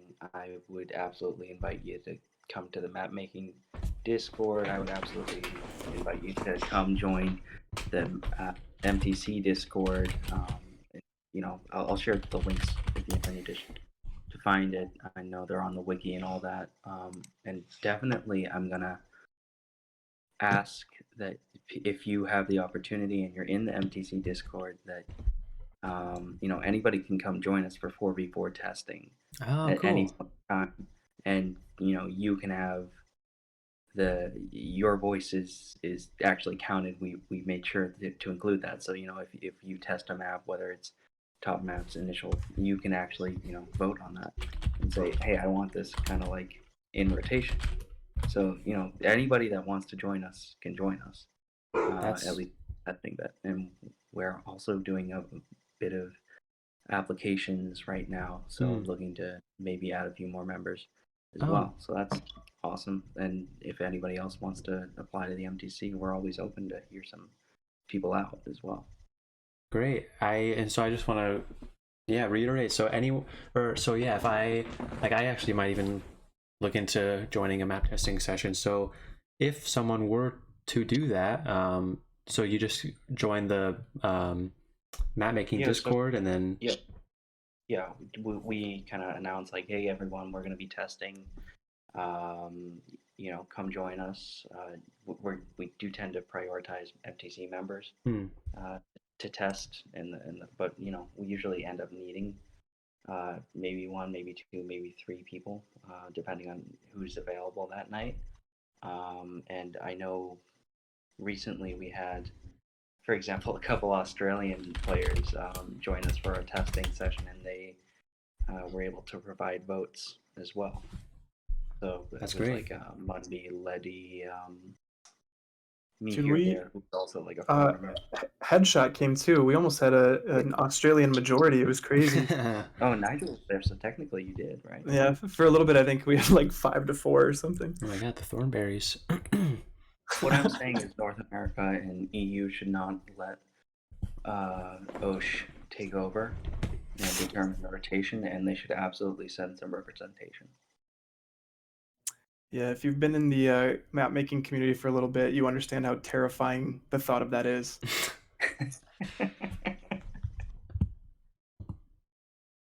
Yeah, and actually, so speaking of testing, so you guys just tried something new where you allowed anyone to, you sent out like a Google Sheets, I think, and if anyone in the community wants to, actually I feel like I have a theory of how this came about, but if anyone wants to, they can go through and write their own notes, test each map on their own time. How have you guys been getting a lot of responses? I feel like I'd be surprised, but I feel like there's probably at least a few people that have taken that opportunity. How's that going? So we opened that to the entire community. I mean, Moose, and I know you've collected it, but I'm going to let you take a guess how many people actually took us up on that offer before we do anything. Okay. Before I let Moose reveal. I will say, oh man, okay. And that would be like so that's just anyone in the community, non-MTC basically? Yeah, exactly. I'll say 10. We got 3. Okay. I thought I wanted to be optimistic, and I hoped to be disappointed, I hope to not, or I hope, whatever. That was, yeah, who were they? Are you at liberty to reveal? They posted them publicly. I think everyone did. Okay. That did contribute. So it was Letty, Name 333, and Thanos Ball. So, and we're always super psyched about people that are getting involved in that way. And I think at the very least, what this does is it shows people that this is a time commitment, and it takes some mental energy to get through it. I think usually by the end of each solo testing session, some people, and I've done this a few times too, they'll try to get through all of it in one day, and I mean it just feels like a job at that point. Like some of the joy is sucked out of it when you test 30 like maps that you wish you could have not tested. But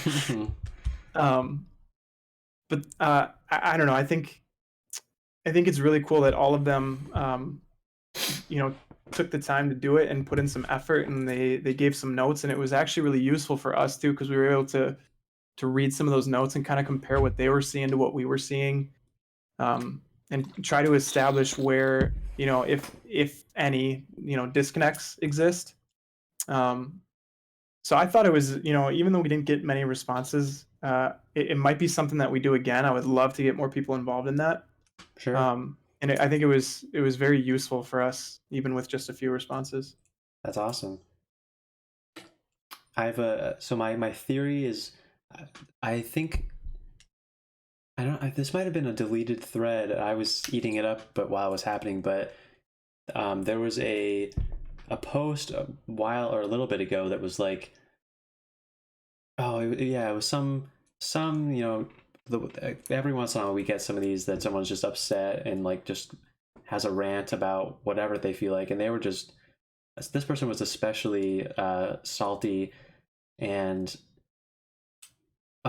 someone like went off and was like being a gangster because they were talking about how, like, I don't know, the maps suck, or need more time, like faster turnaround for the MTC, or the MTC sucks, or whatever it was. And so someone from the MTC came in and was just like, okay, here's like the 30 maps we need to do for the next thing. Go ahead and give me notes on each one, please. And like, just like made it very clear, like, that it's not as easy as people seem to think. So was that your friend? That's right. Okay. Was that inspired by, or was the testing thing we did inspired by that interaction?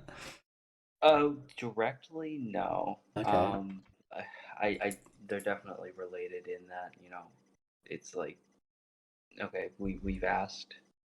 I know that a lot of the people that are, looking to help us out on those notes and provide notes are actually, actively looking to join the MTC as well. Mm-hmm. Things like that. On that post, I mean, it's just, I think two of the big things that I think the MTC has generally struggled with, and it's kind of a constant battle, is the transparency into our process, which is why I think everyone here was so happy to hop on and talk to you about this, or like what we do. Awesome. And why we try to be, as forthcoming as we can in the decision-making process, things like that, when questions do arise. And then the other one that I think is important is kind of democratizing access to the process. So increasingly, I think we've been kind of lowering the threshold to entry. And by what I mean by that is, offering to the public, hey, if you want to join our 4v4s and you want to leave a vote, you're totally free to do so. Yeah. And we in fact encourage it. Great. So, I mean, I wouldn't say that it's directly causal, but it's certainly related in that regard. I will say too that spreadsheet, if you go find it on the subreddit, you can pretty much do that for any thread. And if you submit that to us, if you fill it out and submit it, we're going to consider you for a spot. Because right now, actually, we just had a member leave, so we're down to officially 7. I think there's a reasonable chance that we'll try to bring on 1 or 2 of the people that submitted their spreadsheets to us recently. But really, anyone that's willing to put in some effort and shows, a fundamental understanding of map making is definitely going to be given a chance. Because we don't, like, you only need 8 people to 4v4, but I think that I can speak for all of us when I say, like, we'd be happy to have 10 members, and if a couple people can't test, then fine, they get the night off, and that's great, or we rotate them in and out, whatever works. But we're happy to have more people involved for sure. Great, love to hear it. Yeah, and I hope it would be like, that would be the ideal outcome of this interview, if it got anyone to hop in testing more. I know I will at the very least look out for that. I kind of thought, and I think that's actually, that's part of why I want to do this, because it's kind of, like I said earlier, like, it seems like a little bit of a disconnect between like the greater community, and there's like the community that's just literally everyone who plays, and then there's like kind of the community, like competitive people, and the people we used to be hang out on Disc or Mumble, and now are like all in the Discords, and like and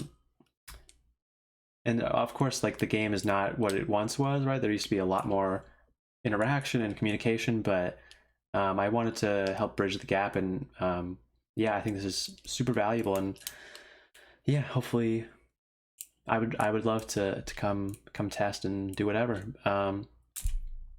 So yeah, that's glad to hear it, man. Let's see. Oh, and yeah, a while ago, someone put the Discord link in the chat. Oh, okay. Speaking of, you said there's 7 of you now. Do you guys have is there like a leader, like a head of the MTC, or is it more just like you're all kind of part of it? Franz, do you have seniority right now? I think Nigel technically does. I mean, as long as I've been around, I've always been like the second senior, something like that, due to some weird thing. Because I like took off 2 months in 2017 or something like that. Yeah. But I'm probably the most. I don't know. My personal, and maybe people see this differently. I kind of view Franz as our leader at the moment. Nice. You know, I've been on and off the MTC for a long time. So when I first started, I think it was Devil was the leader, and then that transitioned into Snack when Devil finally stepped down. Okay. And then I hopped off for a while, and I think really when I came back, it felt like Franz. And really, I think that seniority is not super important or anything, but you know, when you've been on the committee long enough, you sort of, I think certain people kind of step up, and you know, they'll put out the when to meets for scheduling, and you know, I think Pizza has been really good about doing the threads and stuff. So everyone kind of takes on a different role just based on what they like to do, what they're willing to do, and I don't know. We all make it work, but I would say that Franz probably does most of the organizing and then leading the groups and stuff when we're doing our 4v4s. Very nice. Oh, and Fly, I know it's probably pretty late for you. I mean, he's trying to get rid of me. Sorry? He's trying to get rid of me. No, I was saying I want you here, and I've been enjoying it, but I was thinking maybe you were like getting tired, that was why you weren't saying much, but no, stay around. I'll go till the freaking cows come home. So yeah, I mean, I guess I think Muzin had a good answer. I don't really view anyone as necessarily superior than other, but like definitely some people contribute more. Like I'm probably the worst MTC member. Like I do the least, just simply because I'm committed to a lot of things in the TagPro community, so I don't really dedicate as much time to it as I do for Future Group or MLTP. So it's been becoming very clear. I am honestly impressed. Like you, I'll just give you you'll have your own section of the interview. Like, holy crap, you do you're part of the MTC, you're part of the TagPro Future Group, you just did the your magazine or your zine issue, which I mean, I commented about it, but that was really, really awesome. Tumblewood also was a part of that. Like, oh, and yeah, you do stuff for the TPM. And by the way, if you're listening, you don't know what that is, it's tpm.gg. It's like kind of a competitive, I don't know, you guys could say more about it, but if you're looking to get more into more competitive, it's a really amazing site. Anyways, you have your hands full, and I'm impressed that you managed to do a lot and that it's all also good. So we appreciate you. Thanks, I appreciate it. For sure. I felt like I was going somewhere with that, but I don't know. Who cares? That was it's all good stuff. My ego for a few seconds. It's good. Yeah. I gotta have that every once in a while. So okay, let's see. We got some more stuff going here.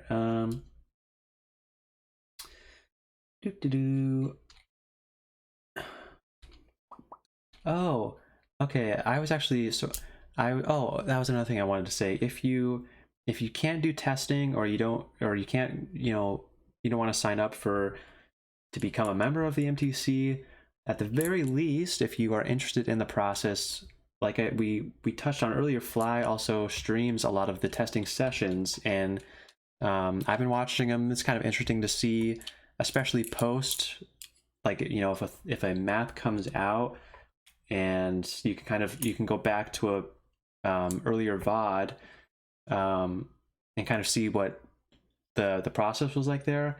Unfortunately, you play a lot of DMCA-able music, so there's not always audio there, but it's still a worthwhile resource, and it's fun to hang out.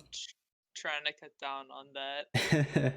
It's just tough because they used to not care at all. Yeah. And so part of it too is just for pure entertainment factor. I just want to listen to what I listen to. But right. I found a few Twitch friendly playlists that I'll have to start using. Yeah, that was one thing that I'm maybe too paranoid. I don't know, but I initially had, like, my last stream, I had some different songs, but this time I limited it super. Like, that's why that one guy's, my friend, the Splago, his SoundCloud music, he's my real life friend, so I know he's not gonna come after me. But yeah, I don't even know how it works exactly, but regardless, that's not what we're talking about. We're talking about maps. Okay. Oh, okay. This is where I was headed with whatever the hell I was saying. I was watching one of your streams, and you were testing a really cool map. I wrote it down. It was called Fujiwara Sushi Delivery. Actually, I'll pull it up just to remind myself. Oh, that's right. Okay, it was so it's a map that is it's pretty much exactly a CTF map, just a normal thing, but next, I'm gonna try and pull up or show it on stream, but around the flag there's two neutral flag cap tiles, like the goal zones or whatever, so it created a weird thing where you can, okay, someone posted, awesome, because with you can sit on the one flag tile, but anytime, oh, that's you, okay. Anytime or if you have the flag, you can just walk it in, right? So the big thing about what everyone's used to with TagPro is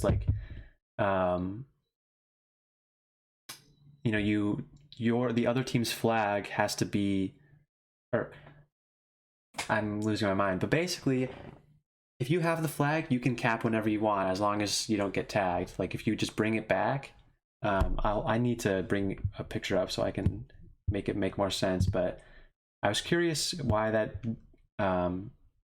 If I don't know if you guys remember or whatever, but I thought that was super interesting, and if there's potential that we could see, if not that map, a similar style in rotation soon. Franj posted a picture in the Discord if you wanted to take a look, and I also linked one in the chat for anyone else who wants to look. Tumble, you can go ahead. Yeah, that map, I was there for at least one of the tests. The main reason it never made rotation is, at least the test I was in ended 10 to 7 or some ridiculous number, and these are 4 or 5 minute tests. So that's about 2 caps per team per minute, which is about 3 times as much as the highest scoring regular TagPro maps, which is why it never ended. With the 3 cap victories, it would end in a minute pretty often. Gotcha. So we felt that concept needed a lot of refinement. I also have concerns with how it almost forces you to have 2 regrab, because if you grab the flag, then you still need someone to guard the end zone. So you almost want a second person playing regrab, or the flag carrier playing regrab until the enemy FC is dead. That's one of the tricky things about putting end zones on a capture the flag map. There's Right. always the possibility of something else doing it. I think I submitted a map this thread that had end zones, but those were behind green gates, and that map didn't turn out so well from this test because it ended up being kind of silly with 2 people fighting for the green gate the whole time, and everyone else just playing TagPro. So if you force people to fight for that button, it essentially achieves nothing because no one can score on it. But you have to still have someone focus all their game on it, which isn't always fun. So it's still possible that we can find a way to make it happen and make it a cool, unique solution to regrab, but so far the balance issues still have to be worked out. Sounds good. Yeah. Oh, did you have something to say about that? Yeah, I 100% agree with what Tumble's saying here. Like, I think I was probably one of the more positive members on it, just like what the map that we played, at least.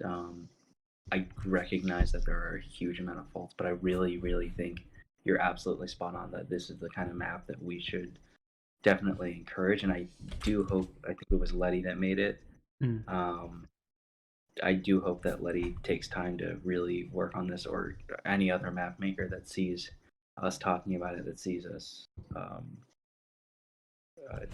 like pointing out, hey, this is a really good idea. I hope someone kind of refines it, because it's really just such an interesting concept. I think one of the problems that I ran into is that the traditional kind of, I don't know if you can call this CTF, and I don't know if you can call this DTF, but the traditional 2-0 2D doesn't, that meta of playing doesn't actually work in this map. Like, it doesn't make sense to have 2 people defending, and it doesn't make sense to have 2 people hanging out by the endpoints, for me, or the end zones. For me, it seemed like even like a 1-2-1 kind of setup, where you have 2 people just kind of roaming, chasing, and someone that's always blocking for an incoming flag carrier could work. But that's a level of coordination that might not be possible in pubs. Yeah. I think that there are just a lot of questions about this idea, that the map, which itself does have some weak points, it's relatively simplistic, is maybe not addressing. I do hope that, like I said before, someone tries to push this a lot further than it currently is, because I think there's a lot of room to run. I will say too, I think one of my favorite aspects of this map is how involved you can be on regrab, because you can't just sit on the flag tile, because I mean you have to move at least a little bit, because you can be capped against even if you're sitting on the flag tile. So I liked that element of it where the regrab can be more involved, and then even when the regrabber gets the flag, they can't just jet out of base. They probably have to play a little bit more cautiously and wait for someone to come take their spot. And if they see the other flag coming in, then they probably want to go for a kiss there. Yeah. So definitely, like what Franz is saying, there's new strategies that arise from maps like this. But I also think that we're in a really delicate relationship with the community right now. Right. Yeah. And so it's I do think that it gives us a little bit of pause to to look at a map that is really different like this, and we I think there's been a little bit, maybe it doesn't seem like it on the surface, but I do think there's been a little bit more caution as a whole from the committee when we want to put in a map that challenges the norms. We want to do one that we feel pretty confident about. Yeah. So that 10-7 thing that Tumblewood referenced doesn't give us a ton of confidence immediately, but again, conceptually, I think it's great. Awesome. Yeah, actually, do you? I guess maybe Fly, you could speak to this, but we've all been around for a while. There was a quick second, especially because we're kind of in this new era where we did like Lucky did advertise a while back, did the congregate, but it's kind of in that. Well, I guess we're transitioning out of it now, but where do you feel? Because like, I guess I imagine most people in the community and everyone here like is super excited and was very happy that Lucky went forward with the TP, the TagPro Future group, and are excited to see. I mean, there's been some work, and it's been exciting to see the few updates we've gotten, but we're all really interested to see what's what bigger things are kind of down the pipeline. But where do you guys kind of see? Yeah, I just thought of it because Moosin, you were saying the MTC's relationship with the community. I guess, can any of you speak to that perspective? It was kind of a rambly thing, but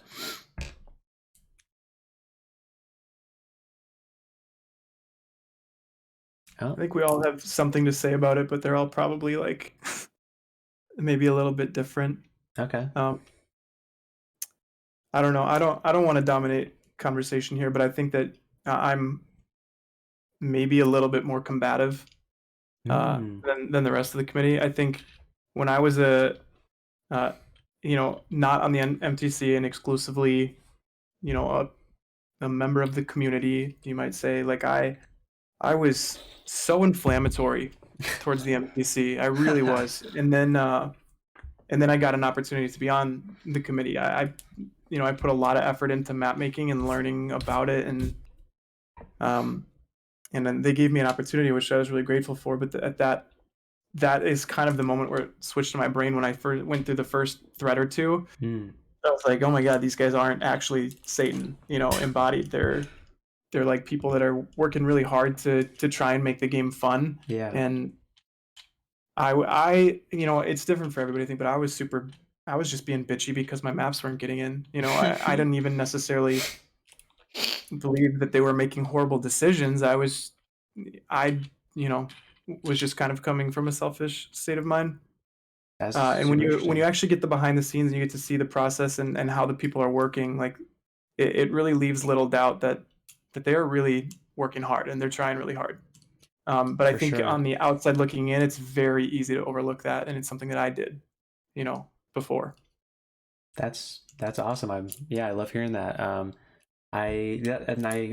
You reminded me as well. That's another thing. I'm glad to be having this chat because I do feel. I mean, it's been just like a long-standing thing where. Yeah, I think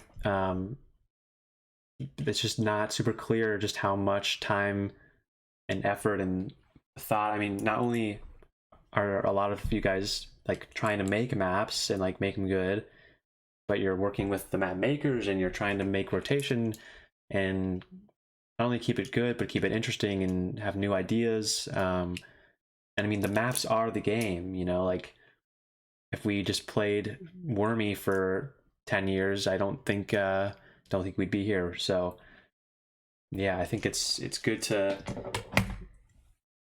just kind of see, have insight and see the other side of it. So yeah, go for it. And I think on that note too, like one thing I want to bring up, and I don't know if we really talked about it, is like there's definitely a lot of grief that comes from the community about the overlap between maps that are in rotation, maps that make top map threads, and like who their makers are in correlation to who's on the MTC. Yeah. Because like I was just like actually looking at the top maps thread, kind of scrolling through, and like one of the complaints was that half the maps or something like that in top maps were from MTC members. And then Franj, I think, brought up the fact that 42% of all maps even submitted to the thread were from MTC members. Right. And I think it's tough because the most invested people in maps tend to also be people who are willing to give the most time to it, right? And so like functionally, like the people who make the most maps and are most interested in how maps work for TagPro are also going to be the same group of people who are going to like spend the 20 hours or whatever the thread to actually be on the FTC. And so part of me doesn't really like that criticism in general because it's kind of like, okay, like, sure, you know what, I can see why from the outside looking in that is a totally valid like concern, but also you have to realize that these people are also giving all their time into testing maps, so they probably have a better functional idea of like, well, one, what other MTC members are interested in or like what people are enjoying, which is why we stream it so that people can kind of hear that like collaborative thought of what we're looking for. And then also like just like with any skill you get better by like investing more time in it. And so like I think the entire MTC process does make you better as like a map maker. Like I submitted my maps for the threads after being on the MTC. Like I was not a map maker before I was on the MTC. I was just interested in the topic. And so I think in that way, like I don't really like that criticism.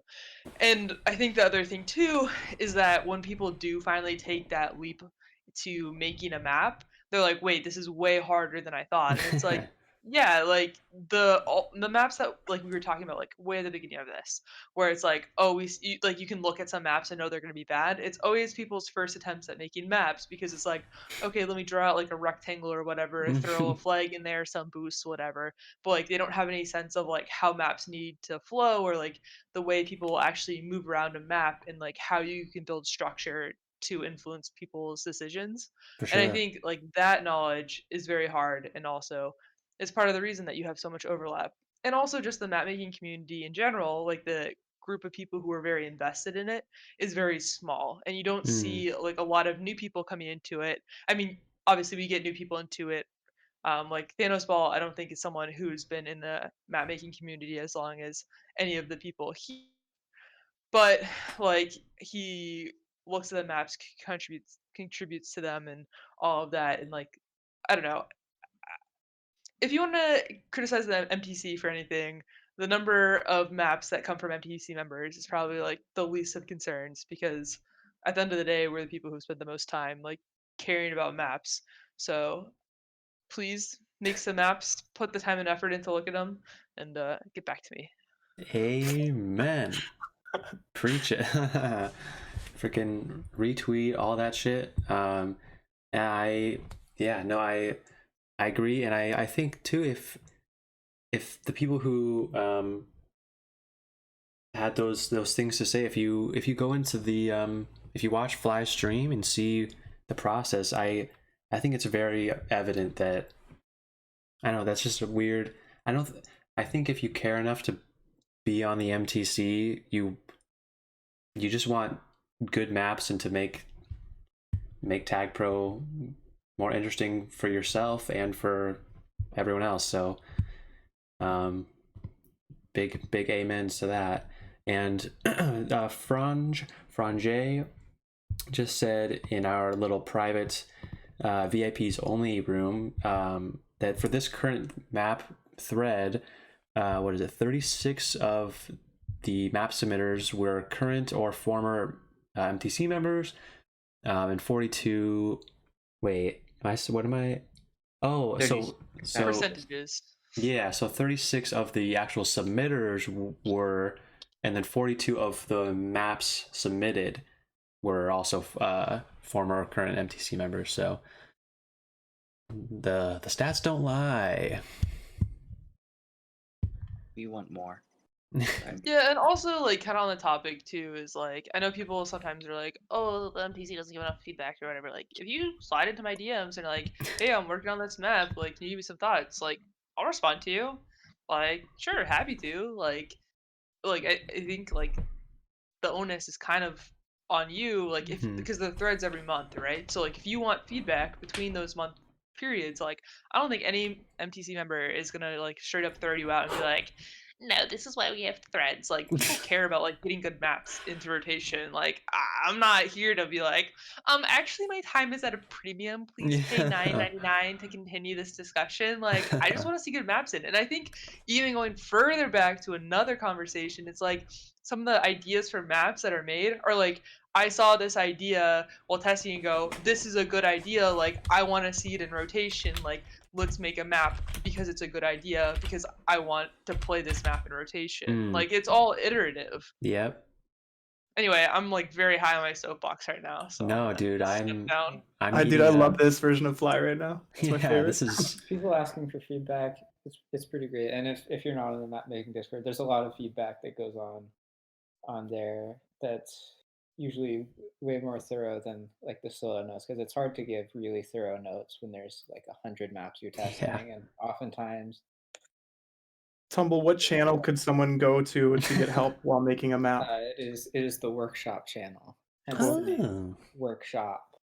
But one of the reasons getting feedback outside of the solo notes is so valuable is that it really allows you to iterate faster, because there are a lot of maps that have been submitted to solos where I've looked at it and thought, wow, this idea is so cool, but there's this big flaw in the map that's going to prevent the idea from working right, or it's just going to make the map broken. So I'd love to talk to the author and, you know, give some feedback so they can make a version of this that just works a little smoother and has the same cool idea. And if I have to wait until they look at the solo notes, if they ever do look at the solo notes, then it might never even happen.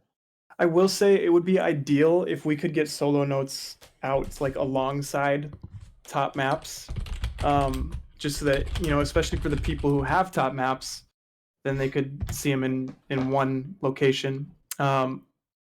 Unfortunately, I think basically every time those notes come out, it's because we bugged the evil to do it.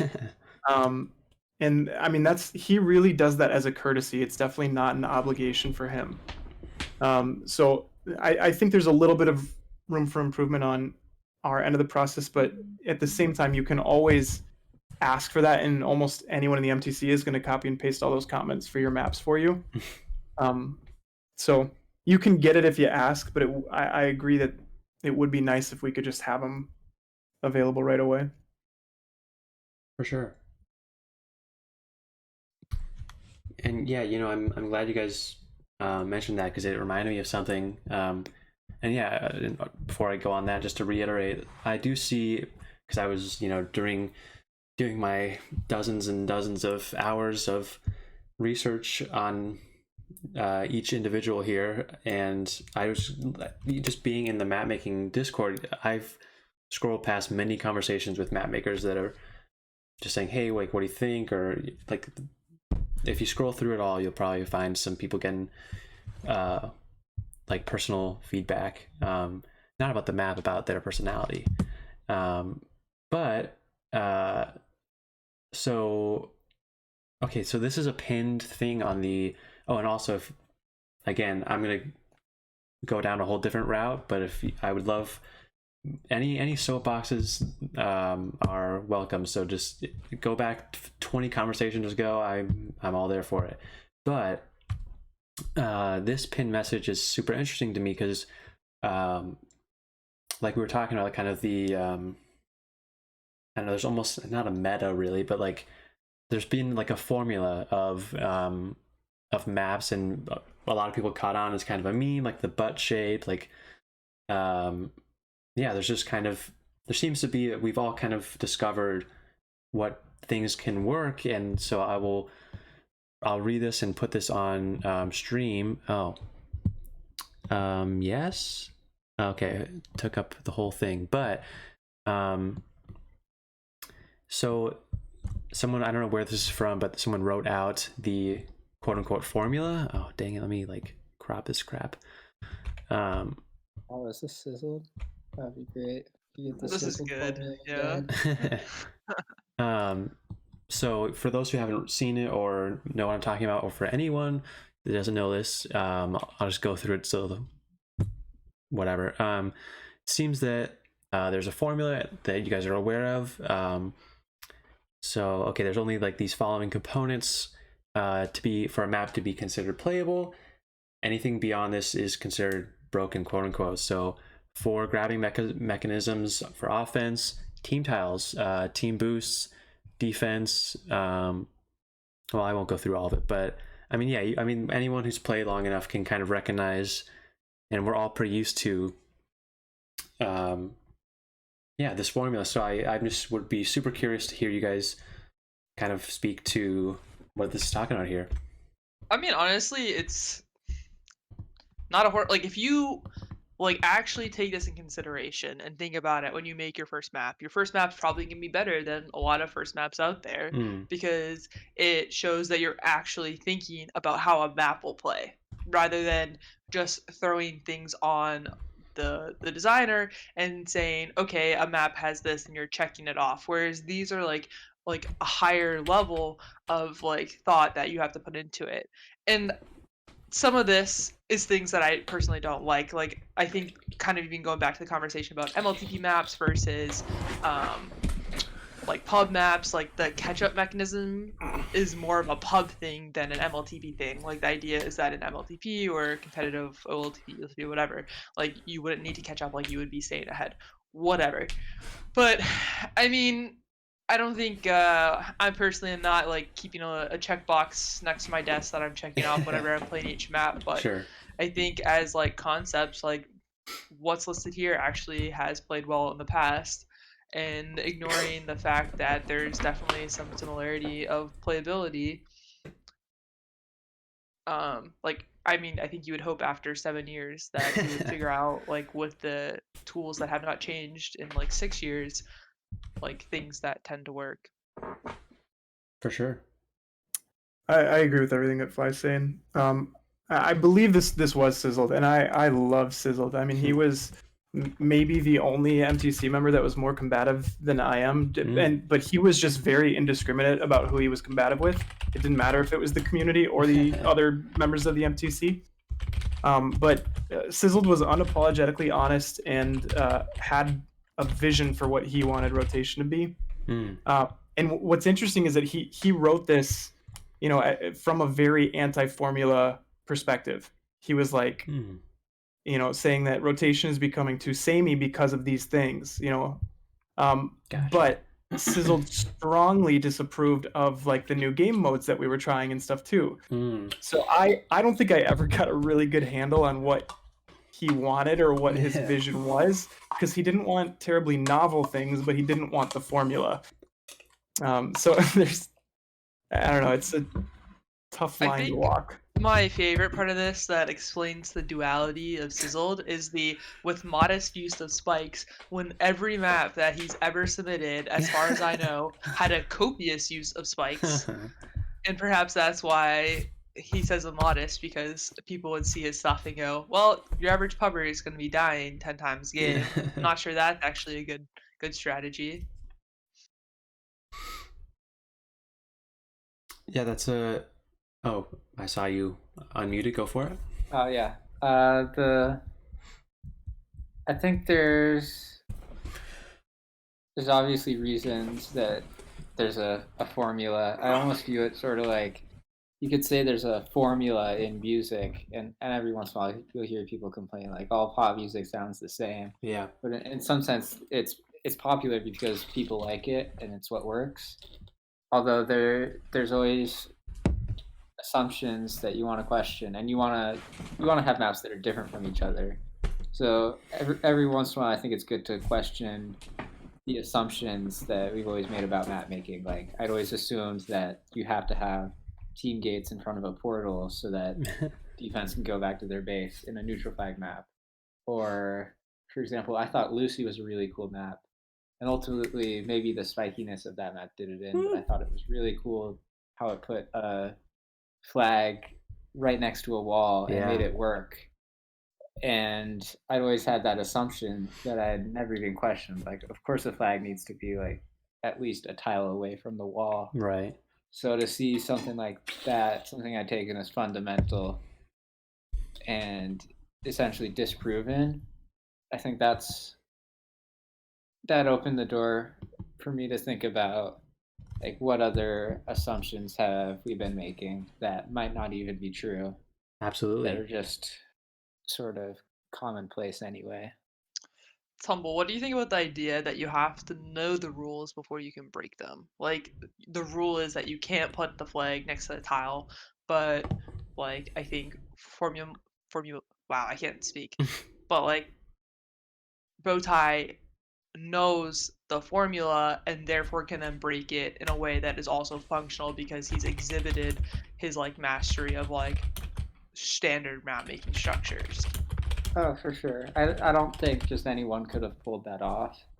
And even I was pretty apprehensive. And I think earlier versions of that map definitely wouldn't have worked. And it took a lot of refining on his part to even make it playable. So, like, obviously, there are maps submitted all the time that question these fundamental assumptions. It's just like sometimes when I go through a thread, my fundamental assumption is questioned that a map needs to have less than 40 bombs. And after solo testing the map, I can say a map does need to have less than 40 bombs. So if someone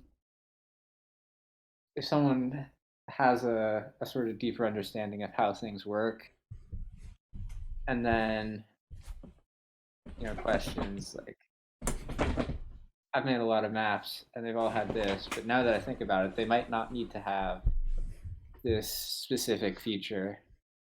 Then there's a good possibility that really they are opening up a sort of new possibility. Like Market is another map that opened up sort of new possibilities for what a TagPro map could be and still be fun and playable. Absolutely. Yeah, and Moosin, you touched on this briefly, but maybe it's a tough thing to articulate, but how that balance between like formula and kind of potentially breaking formula for like uniqueness, right? Like obviously no one wants the same kind of boring maps forever, but of course we can't just I don't know, it's a difficult tightrope to walk, where if it's too unique and too crazy, like it's just, at a certain point it's just going to be too crazy. How do you guys balance that, whether from a map making perspective or otherwise? So I actually came up with and I haven't really disseminated this, so I don't know if anyone will have heard of it yet, but I came up with a very arbitrary scale for measuring the quality of a map, or an arbitrary formula, I should say. Cool. Where Q is the quality of a map, Q equals 2B times N, where B is the balance and N is the novelty. So nice. My kind of thinking behind that is that, having a balanced map, so Franz did Q equals 2B times N. Great. My thinking behind that is that it needs to be, obviously a well-rounded map, and a lot of that well-roundedness tends to fit kind of within the formula. But then for me, really, there needs to be an aspect of novelty. I guess we're making this official. But obviously it has to be functionally sound, but the idea behind it is it's not like a summative thing where 2B plus N, because if you don't have any novelty, for me it's not a quality map. And if you don't have any balance and a ton of novelty, it's still not a quality map. So if you have 0, or really low values in either of those, either balance or novelty, then it's not really something that I'm interested in. But if you have, worthwhile values in each of those categories, then you have yourself a quality map. So I think there's kind of a lot to take into consideration there. And you can probably, 2 doesn't necessarily need to be the end-all be-all constant there. There might be people that weight balance differently. Maybe someone will even weight novelty above balance. Franz, I think, do you want to add what your new formula is that you typed in the VIP lounge? No. I'm just following along. What is the novelty balance constant? I'm not sure the fact that 2 changes the balance weighting compared to novelty, because 2B times N is the same as B times 2N. So you might want to be like b squared times n. Oh, that's true. Oh. Yeah, so it actually used to just be q equals b times n. But then I threw that 2 in there last second because I was like, oh, people probably care about balance more. But there's a reason I wasn't a math major, so that's a good observation, Tumble. There we go. Yeah, so b squared times n. There we go. The formula is already on the move. We're making waves in the TagPro scene live on stream. Anyway, that's kind of my line of thinking, but I'm sure that other people, have different perspectives on that. So I'd actually like to hear from others if anyone has something to say. That's super interesting, yeah. Okay. Well, I mean, I thought it was, yeah, I think that's a super interesting angle. I don't even know. I think there's something satisfying about, I mean, obviously it's not like the math formula may not be the most important part of it, but I don't know, it's an interesting whatever you call it, like just way to put it. But yeah, thanks. That's cool. Oh, let's see. Someone in chat is wondering if there's any sexy boys here. I will actually point out that Moosin has a delicious ass. Oh, that's right. Yeah, we had to. That was our thing. The one question from anyone, which it was in the thread that was just a crazy thread, and everyone was going nuts about it. But I don't know. I hear no dissenting opinions, and I certainly can't comment. I mean, I've gotten actually nudes from all of the MTC members but Moosin, so we'll see one day. But to leffers in chat, I mean, take a look, my friend. I guess if you're asking that, you probably don't think I'm super attractive, but yeah, whatever. Okay, thanks. Maybe if I take my glasses off, huh? Okay. It's like in the movie when all of a sudden now you're gorgeous. Wow. Damn. Well, yeah, I mean, if anyone does want to say anything about that, feel free, but I will just plow right past it if not.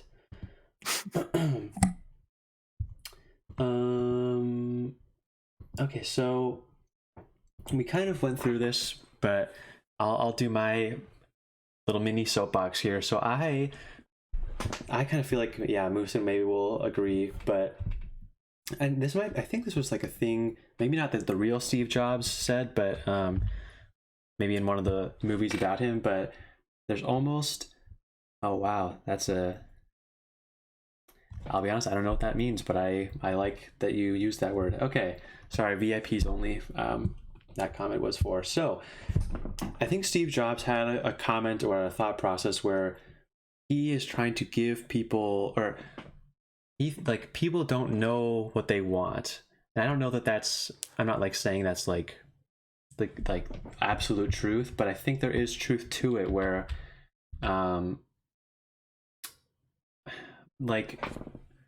well, okay, I'll just get into it. So the community,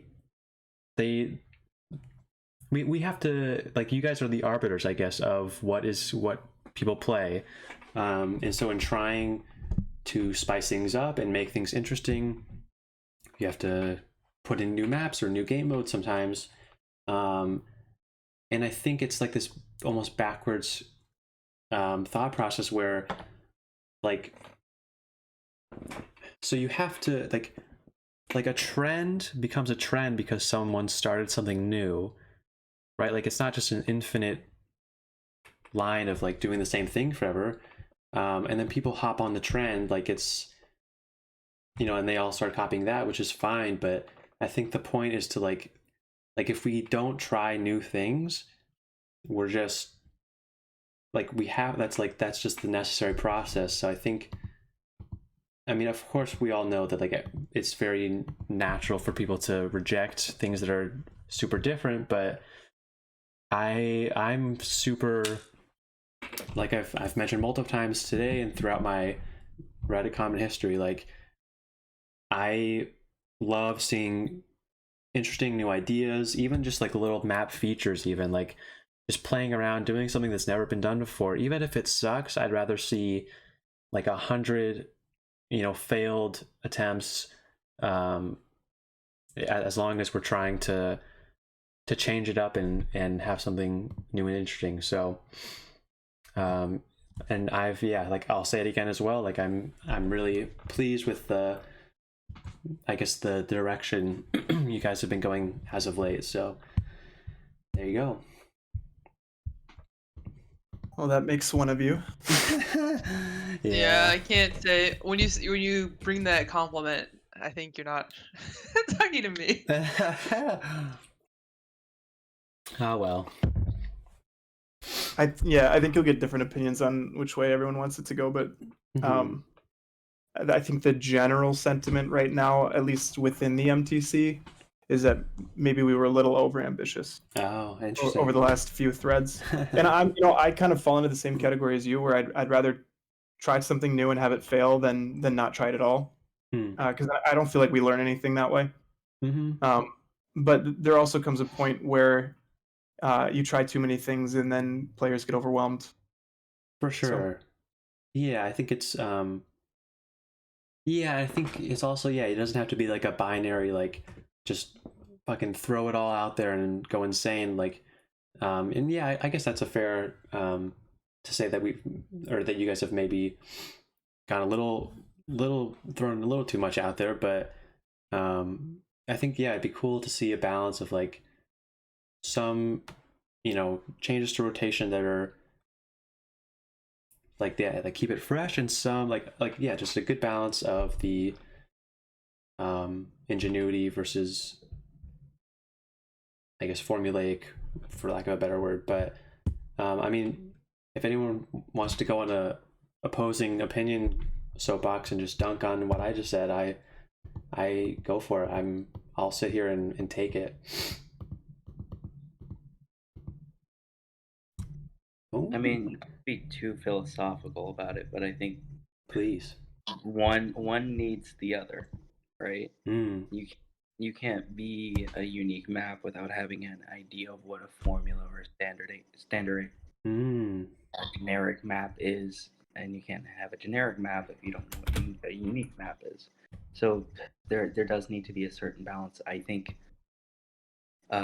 certainly relative to the MTC historically, or at least what it has passed, the period between probably thread 105 or thread 100 and thread 105 was the most, or at least the least conservative. I'll say it like that rather than the most liberal, in terms of adding new concepts, unique concepts, completely different game modes, things like that. I do think that efforts like that are absolutely necessary. I mean, I don't know if a lot of people remember what it was like exactly, but I think we had about 4 or maybe 8 different maps. Your Lemons, your Titanics, which is still in rotation, admittedly. Your Limes that realistically kind of amount to the same map 4 or 5 different times, without that variation that's necessary. I think that what we've done, which I think is a positive, even if it has been largely rejected, for sure, is kind of push the line, found and defined where that line might be, and I think it's actually a lot farther than we thought.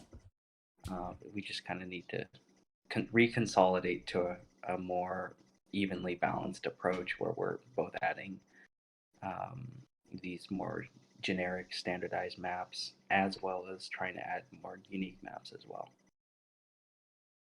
Sounds good.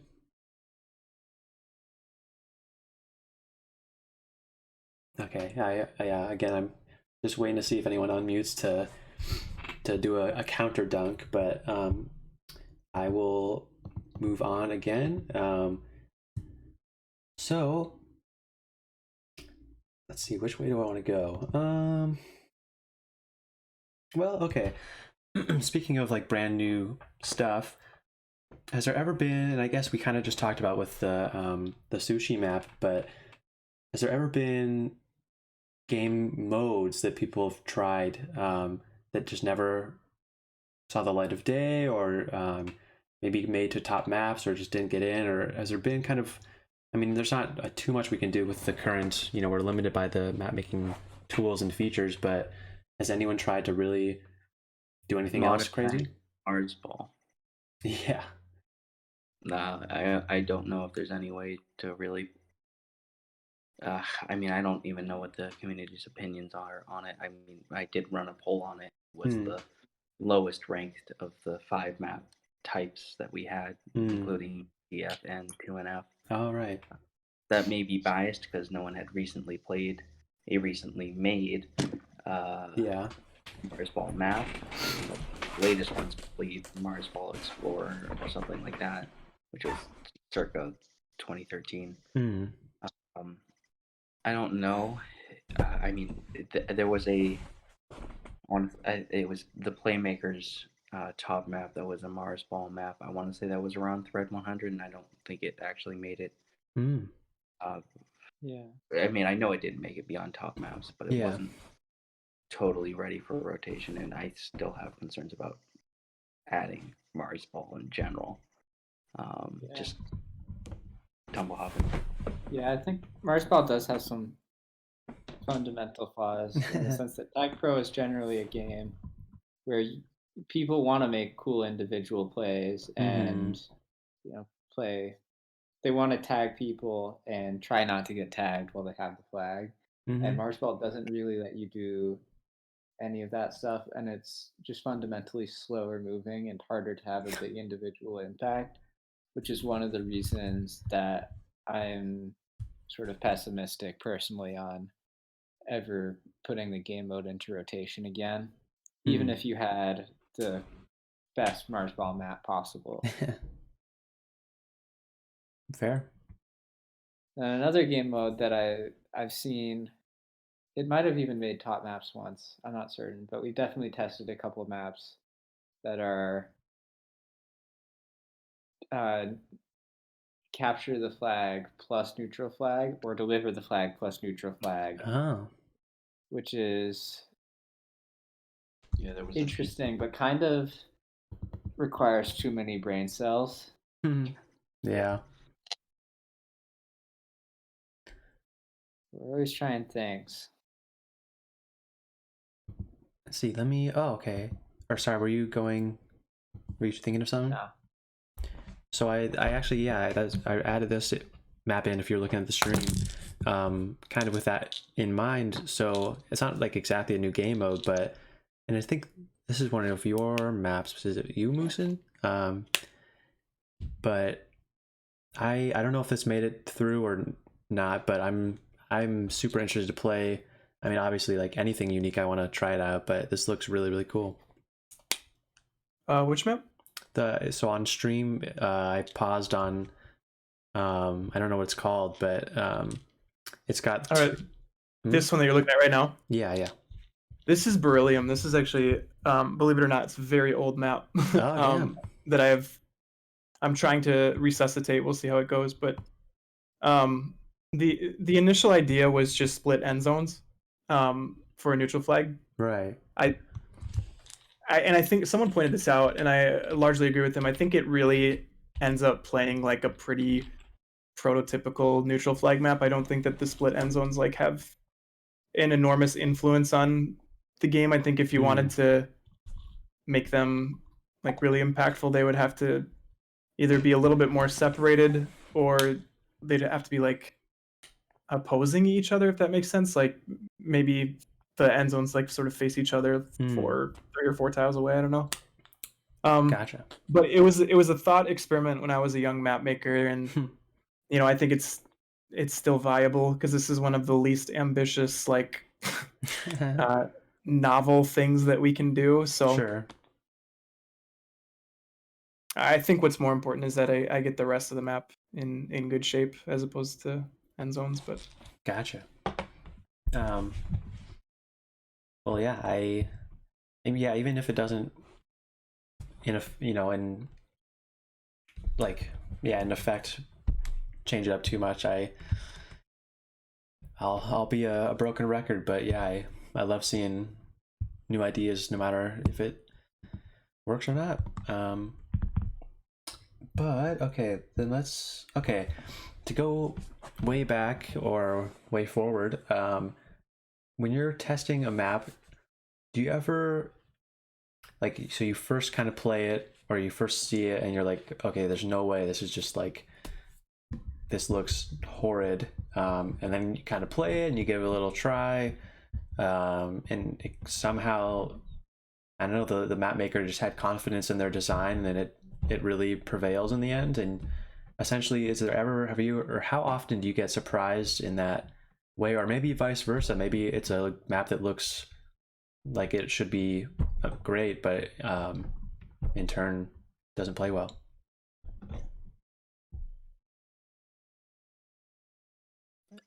I think that's a pretty good question. I think in my own experience, it happens in the direction where I have high hopes for a map that ultimately ends up failing more frequently than the other way around. But it's always a really great surprise to see a map where you're like, I just don't know if this could possibly work, and then you test it and you're like, oh, yeah, I really want to see this succeed. Right. It definitely happens both ways, though. I would probably say disappointment in initial testing probably happens maybe 4 or 5 times per thread, where it's like a map where I'm like, okay, I'm excited to try this out, and it just completely bombs in the 4v4 setting. And then maybe once or twice per thread for me, there's a map that I'm just like, I really don't see this happening, and by the end of the thread, I'm going to be like one of the more vocal supporters of it if I can be. Cool. I don't know if others have an opinion on that. Yeah, I think someone unmuted earlier, but I unmuted initially. I think Franz really kind of hit it on the head, though. I would say that we experience, pleasant surprise or unpleasant surprise, probably multiple times every thread. I think, whether it's in your solo testing sessions or in your 4v4s, there's definitely always going to be something that like let you down a little bit, or something that you were like, okay, did that actually work? Like, because I wasn't expecting it to, and it actually felt pretty good. So yeah. So you get a little bit of both in every thread, I think. Mm-hmm.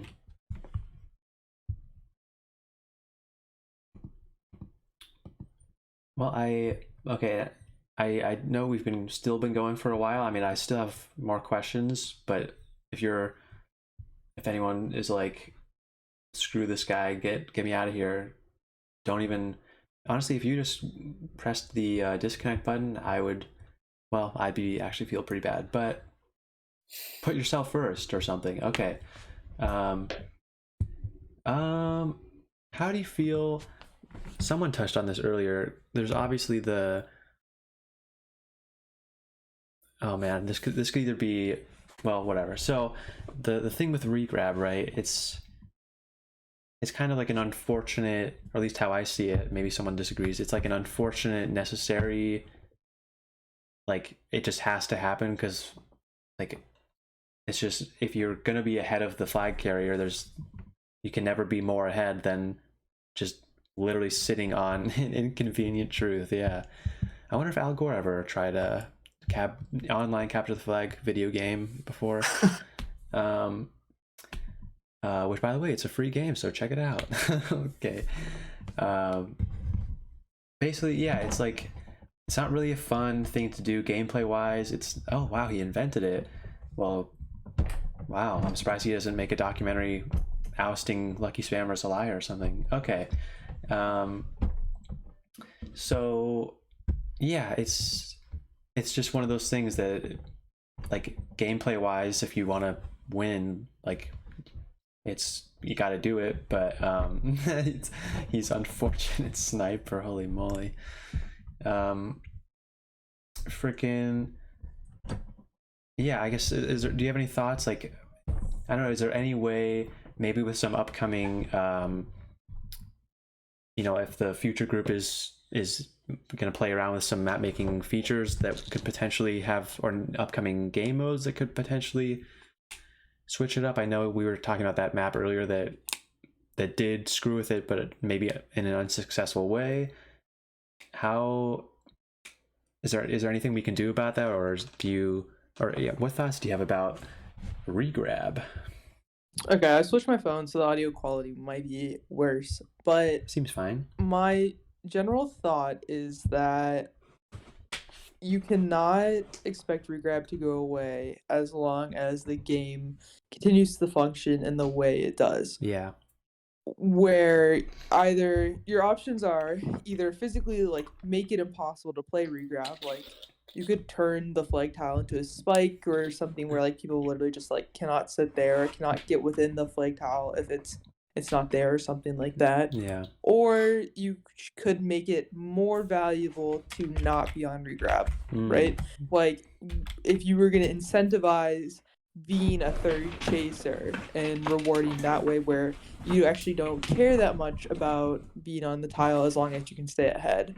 But I think those are both fundamental concepts that TagPro is not currently set up to support. For sure. And I don't think there's a lot of development in the way of providing good alternatives to what we have. One proposal I heard, which I think might have been in TagPro Next when that was being prototyped, was that the flag, when the flag carrier got tagged, the flag wouldn't instantly return to base. It would like slowly travel to base, and it would take longer the farther away the flag carrier was. Which obviously it would be kind of a lot to change a fundamental aspect of the game. Right. 7 or 8 years in, but that would be an interesting way to combat it, because one of the most powerful things about regrab is that you can get out of base before the defenders know where you are. So if you can take away that aspect, and really that's what a lot of maps try to do, is try to take away, like for example on pilot combats regrab because the defenders know where you're going through mid. Yeah. So that's the game that every map has to play to try to make it balanced.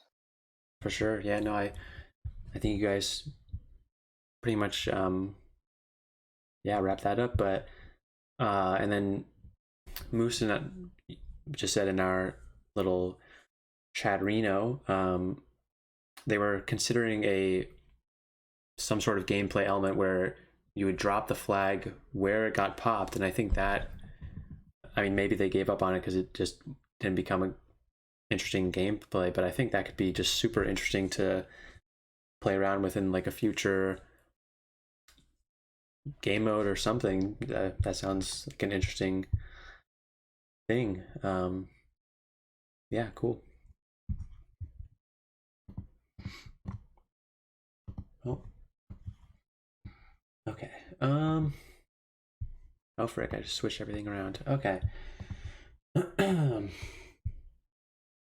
Well, let's see. Nearing the end for at least things that I have to pick your brains about.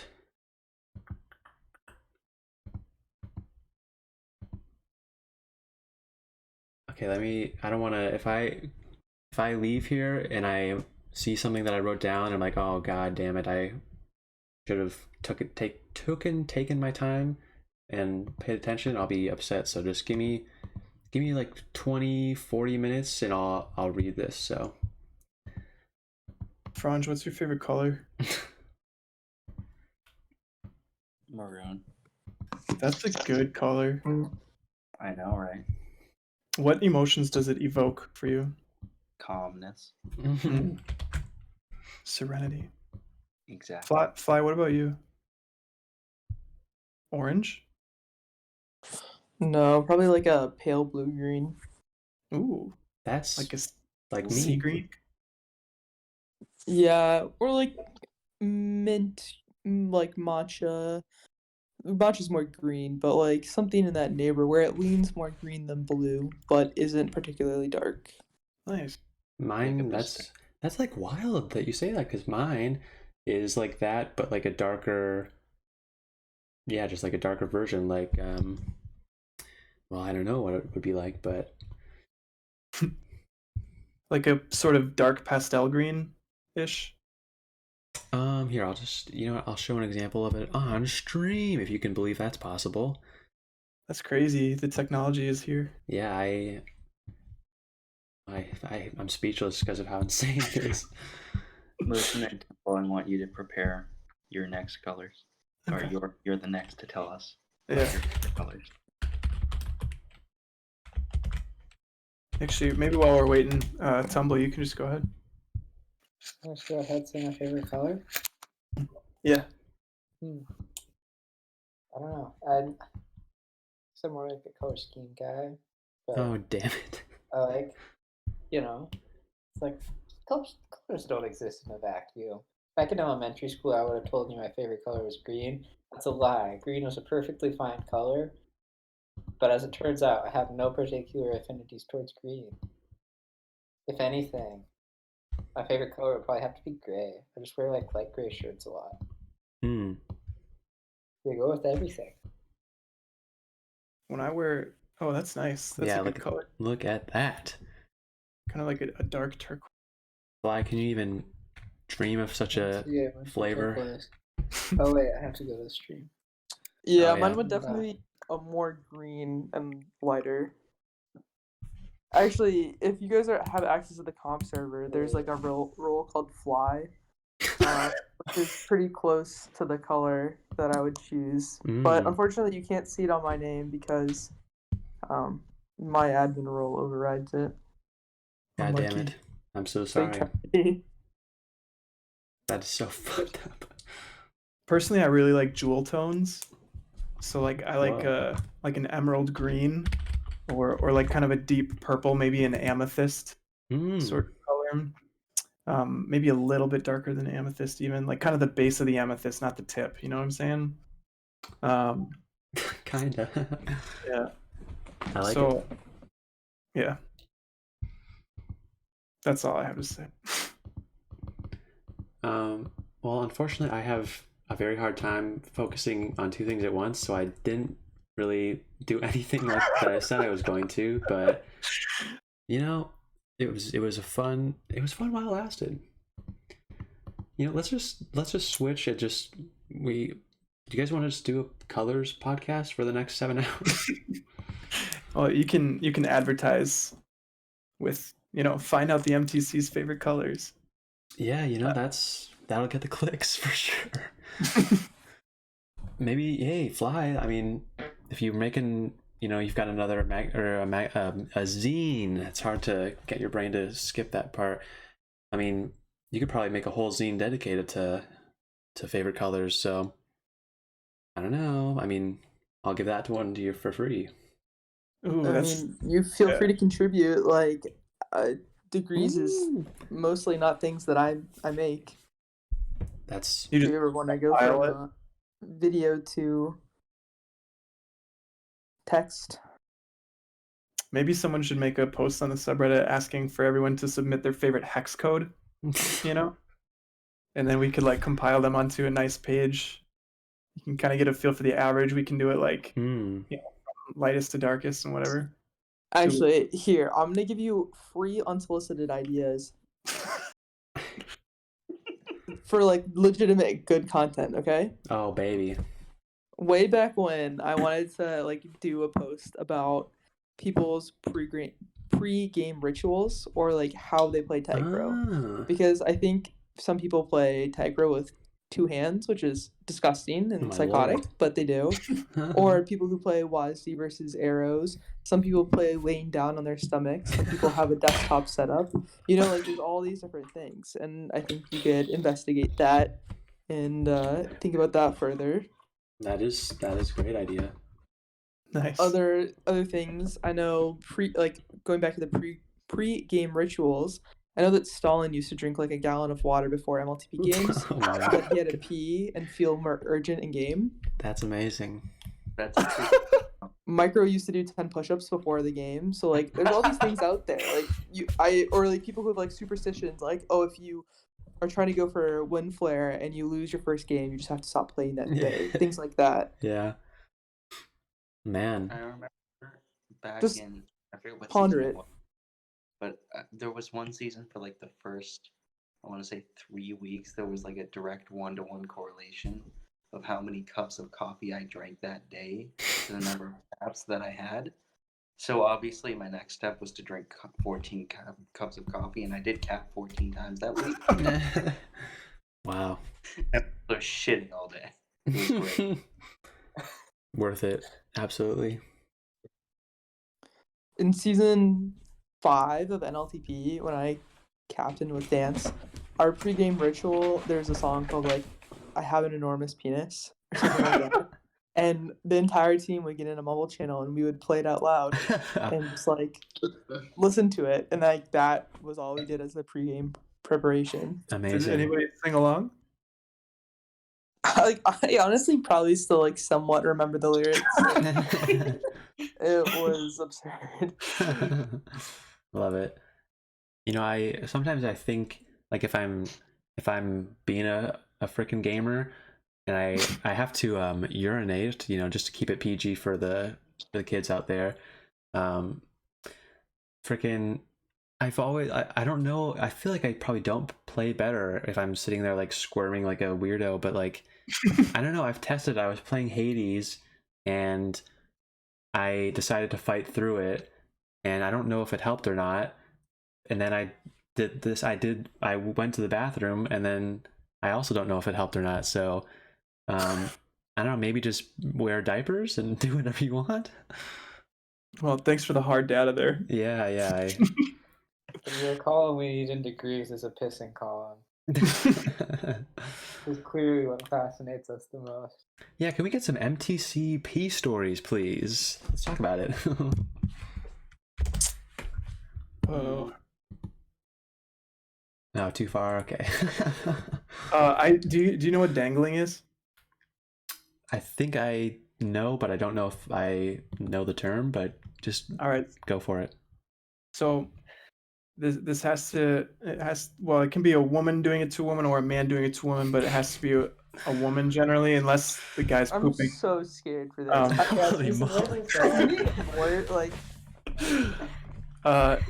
Dangling is where you like hold someone's hands and then they squat and like pee or poop over a ledge, right? So I guess guys can do it too if it's pooping, so it's good. But I did last year. I got to dangle someone for the first time and I was super psyched about it. I'm glad you brought that up. Yeah. I actually could have gone the rest of my life without. Why? Like, how many situations are you in where you have to be going over a ledge? Like, what situation is this actually necessary in? What is this 12th century where we're in castles and you have to go through like the arrow slits because you like overflowed your chamber pot already? Like, what? In the middle of the Golden Gate Bridge. It's far less about the necessity as it is about the opportunity, you know. Amen.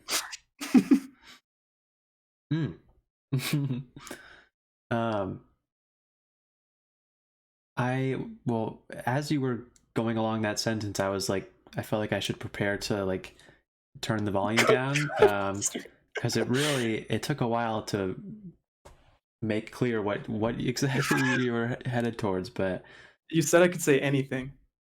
I stand by it. I was glad to be at the edge of my seat for that one.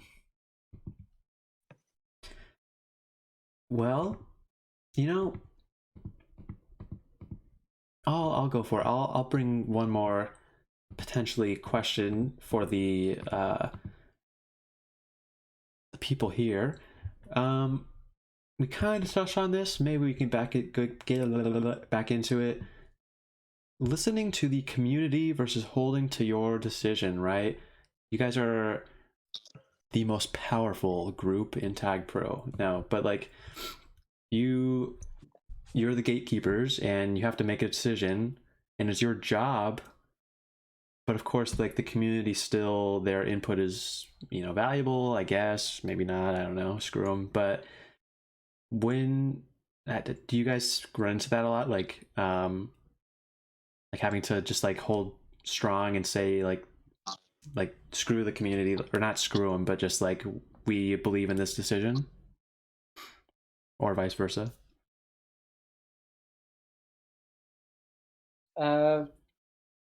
When the two big decisions we make are adding maps and removing maps.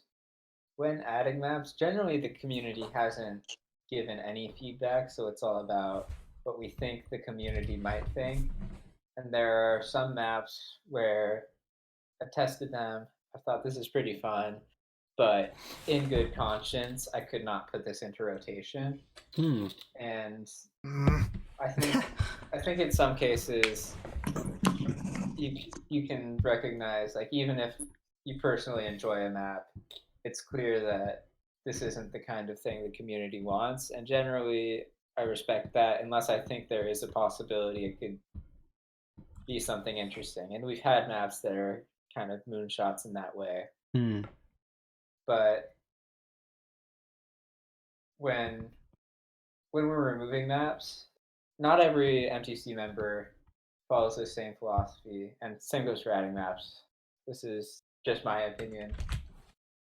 I try to tip the scales pretty minimally and use the rotation ratings as a guide. For the last thread, I actually made even a little spreadsheet that just calculates whether I should vote to remove a map based on its rating and a couple other things. Basically just adjusting for how new it was and how unique and what the game mode is, because the game mode one was the most important, because neutral flag maps tend to have about 10% higher ratings than capture the flag almost across the board. Gotcha. So my personal philosophy is generally to respect the community knows what they want, and it's not really, there are some decisions you have to make, like killing a map when it's no longer playing well or it's been in too long. Like, that's what we did with Scorpio, and I don't regret that decision. But for the most part, I think my personal preferences as a single TagPro player don't outweigh the votes of all the community members who vote on the maps. So I try to respect that. Sounds good. Well, then I will end with this, and then we can get with you guys can have like a closing final thoughts or whatever. But I guess, yeah, for the last hurrah, would you say, or yeah, I'd like to hear like each of your answers, whatever stirs in your heart. Is there like one map that you just feel is like the epitome of like a good TagPro map, or like,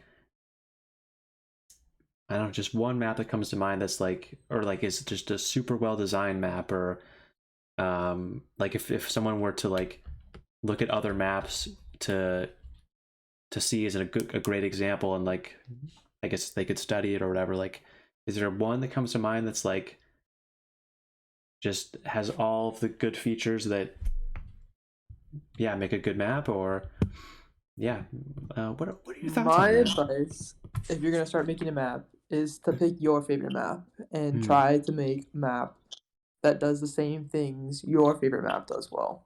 Gotcha. And do you have one?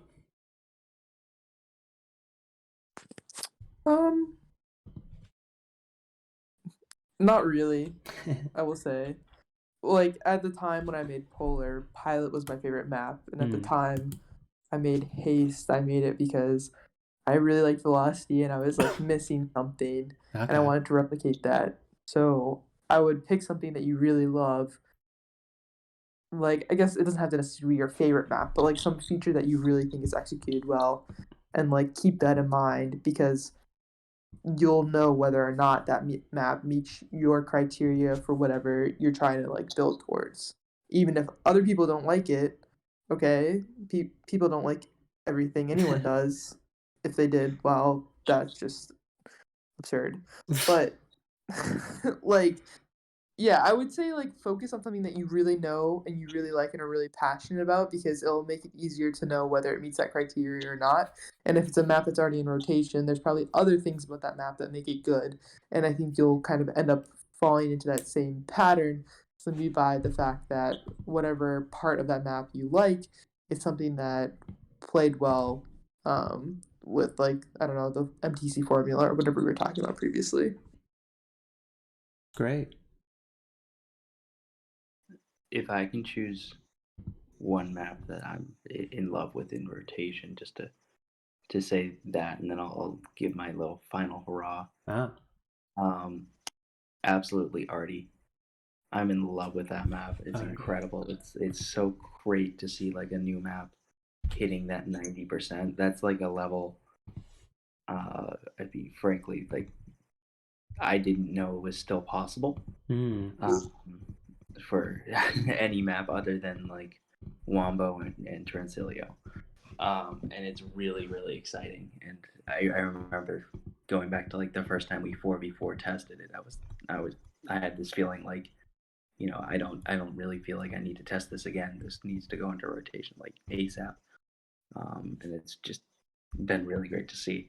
In terms of map making advice, I would say if you're a brand new map maker, this is going to sound a little bit cruel, but like kind of accept that your first map's going to be a bit shit. And keep working. Like the first, I mean, I don't know how many times it took me to even start to get a good idea of what actually makes a good map, but it took a long time. And I don't think you should basically anticipate that the first thing that you poop out is going to be gold. For sure. So just accept that reality. Look for feedback. I mean, there's a lot of people who are very, very active, very helpful, and will be very willing to speak to you and offer advice. Listen to them. They care. They do, in fact, want the best out of you and the best out of your map, even if it's not the map that you're showing them at that moment. So just keep plugging away. It's not going to be gold the first time you try anything, but you know, I mean, maybe it will. I've been wrong before, but so far I really haven't seen that happen too often. There you go. Yeah, great. For myself, I think, you know, if it's kind of hard to pick like just an all-around favorite map, because I think that neutral flag and CTF are so different. Yeah. So personally, right now, I really think that my favorite neutral flag, I think it's very close between Arty and Womble. I think Arty is just ridiculously well designed and well rounded all around. Nice. And I think that Womble is probably the most unique neutral flag in rotation right now. I mean, there's an argument for Fishnet, I suppose, but Womble is just, it has a very distinctive design, and it's sitting at 85%. So it's a testament to the idea that you can still do some things a little bit differently, and you can have success with it. But there is a very there's a small window for those kinds of maps. They have to be just right. Sure. And then I think for my favorite CTF right now in rotation is Thicket, actually. And maybe I'm biased just because I liked Market so much. For sure. But I think Thicket really does kind of stick to the formula, but it does it very well. I think anyone who's been on the committee with me knows that I'm pretty sick of the formula. I want to do new things. I want to be more ambitious and adventurous, but Thicket I wouldn't really categorize Thicket as like a particularly ambitious or adventurous map. I just think it's very well designed. It's fun to play and roll around on. Good boost routes and a lot of options for creativity, even though it is kind of simple looking. So those are my two favorites. And then I think for if I can just make a blanket statement like everybody else, I'll kind of reiterate that like this volunteer thing that we do, it really is, it's a pretty big time suck. It requires some commitment, but we would love to get fresh faces on here, and if you're not willing to join the efforts, that's totally fine. That's your prerogative, but just remember the human behind the keyboard, because I think that we, when people want to talk about maps, it devolves into ad hominem pretty quickly a lot of the time. So we'd love to have you though, if you're willing to help. Even just coming to 5-minute sessions. You don't have to be a full-time member or anything, but I think there's a lot of opportunity for contribution that maybe not everybody knows about. Absolutely. Yeah. Man, I've even like, I don't know, I think it would be interesting at least to look into, but it's on the back of my mind trying that out. But yeah, I think it works for everyone as well. Like, and yeah, like you said, even if you can't give the full commitment, but you still want to do something, come, watch the streams or come to the testing or comment in the threads or whatever. It all is helps make TagPro better. So there you go. Yes, I'll give my final closing thoughts as well. The last one. If I had to pick a favorite map, I wouldn't say it's actually my favorite to play on, but one that I like to keep in mind is Transilio. This is one I like to keep in mind when I'm making voting decisions as MTC, because Transilio is a map I almost worry wouldn't have been added if it were submitted in thread 102, let's say, because it's not like it's completely out there, but it doesn't fit into some of the what you might call best practices or formula that's most popular now. Like, it has huge empty spaces in mid, which are normally, if you get feedback, it'll be like, oh, you got this big empty space, you should put something there. But it uses that space pretty well. Yeah. And it's not trying some super novel shape, but it executes that shape perfectly and has the best portals in the game. Damn. So I think that's just an example of how a map can, on the surface, look like nothing special, but in practice be one of the best. And if I have advice for a map maker, it would be I spent years submitting 3 maps every thread, and none of them made top maps, and I wasn't even getting better, really. So what changed for me was I stopped being so attached to certain ideas, being more willing to discard ideas, and more actively seeking feedback. And then from being on the NTC, or just from testing maps in general, when you test a lot of maps, you get to feel a lot more quickly for what works, what doesn't work, and why. So being on the MTC taught me a lot about how I could improve my own maps. So that's helped me a lot. Great. Come to test sessions. Some good advice.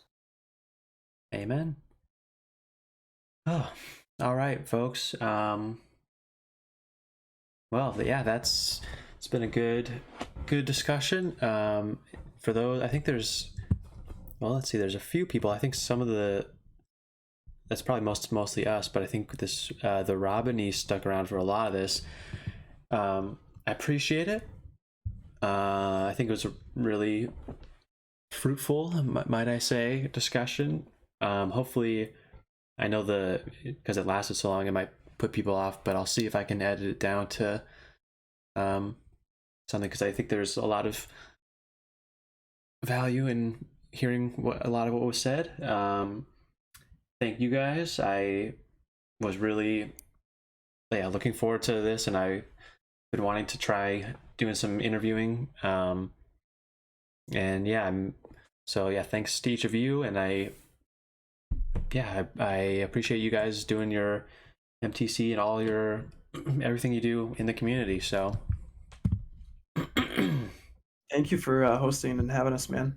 Yeah, thank you. Yeah, thank you. Absolutely, yeah. I'll looking to. I already have some ideas for people within the community and stuff that I'd like to do interviews more, and I'll be around. And like I said, I know I think it's actually at this point just us, but I am hoping next week to try out the Twitch chat plays TagPro, which I'm surprised no one's done. Maybe it's because it would just be horrible and not worth it, but I think it'd be fun to at least try once. So look for that, and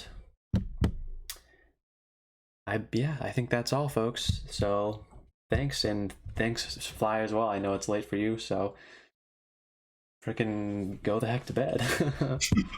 Yeah, literally the second we were done with this, I'm passing out. Oh man! All right, well, thanks. I'm gonna call stream, and take care, guys. I'll see you around.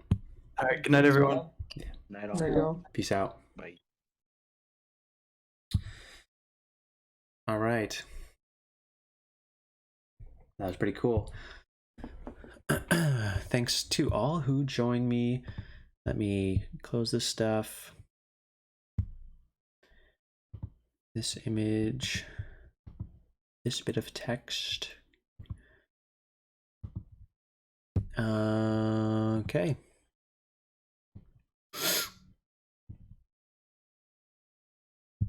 Let's see, are we down to... Okay, we gained a viewer. All right, that lasted a long time, but I enjoyed every second of it. All right, that is all. Got nothing more to say. I'm gassed and I'm done. Hopefully I don't regret saying that, because I always remember something to say. But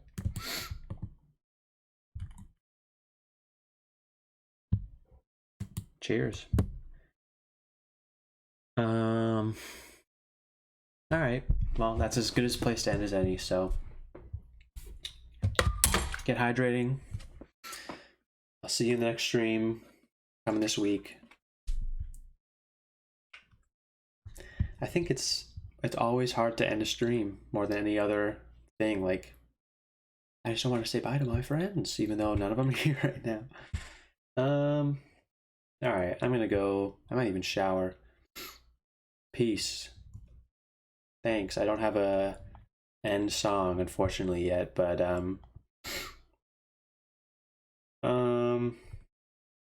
don't know. Who cares? Bye, y'all.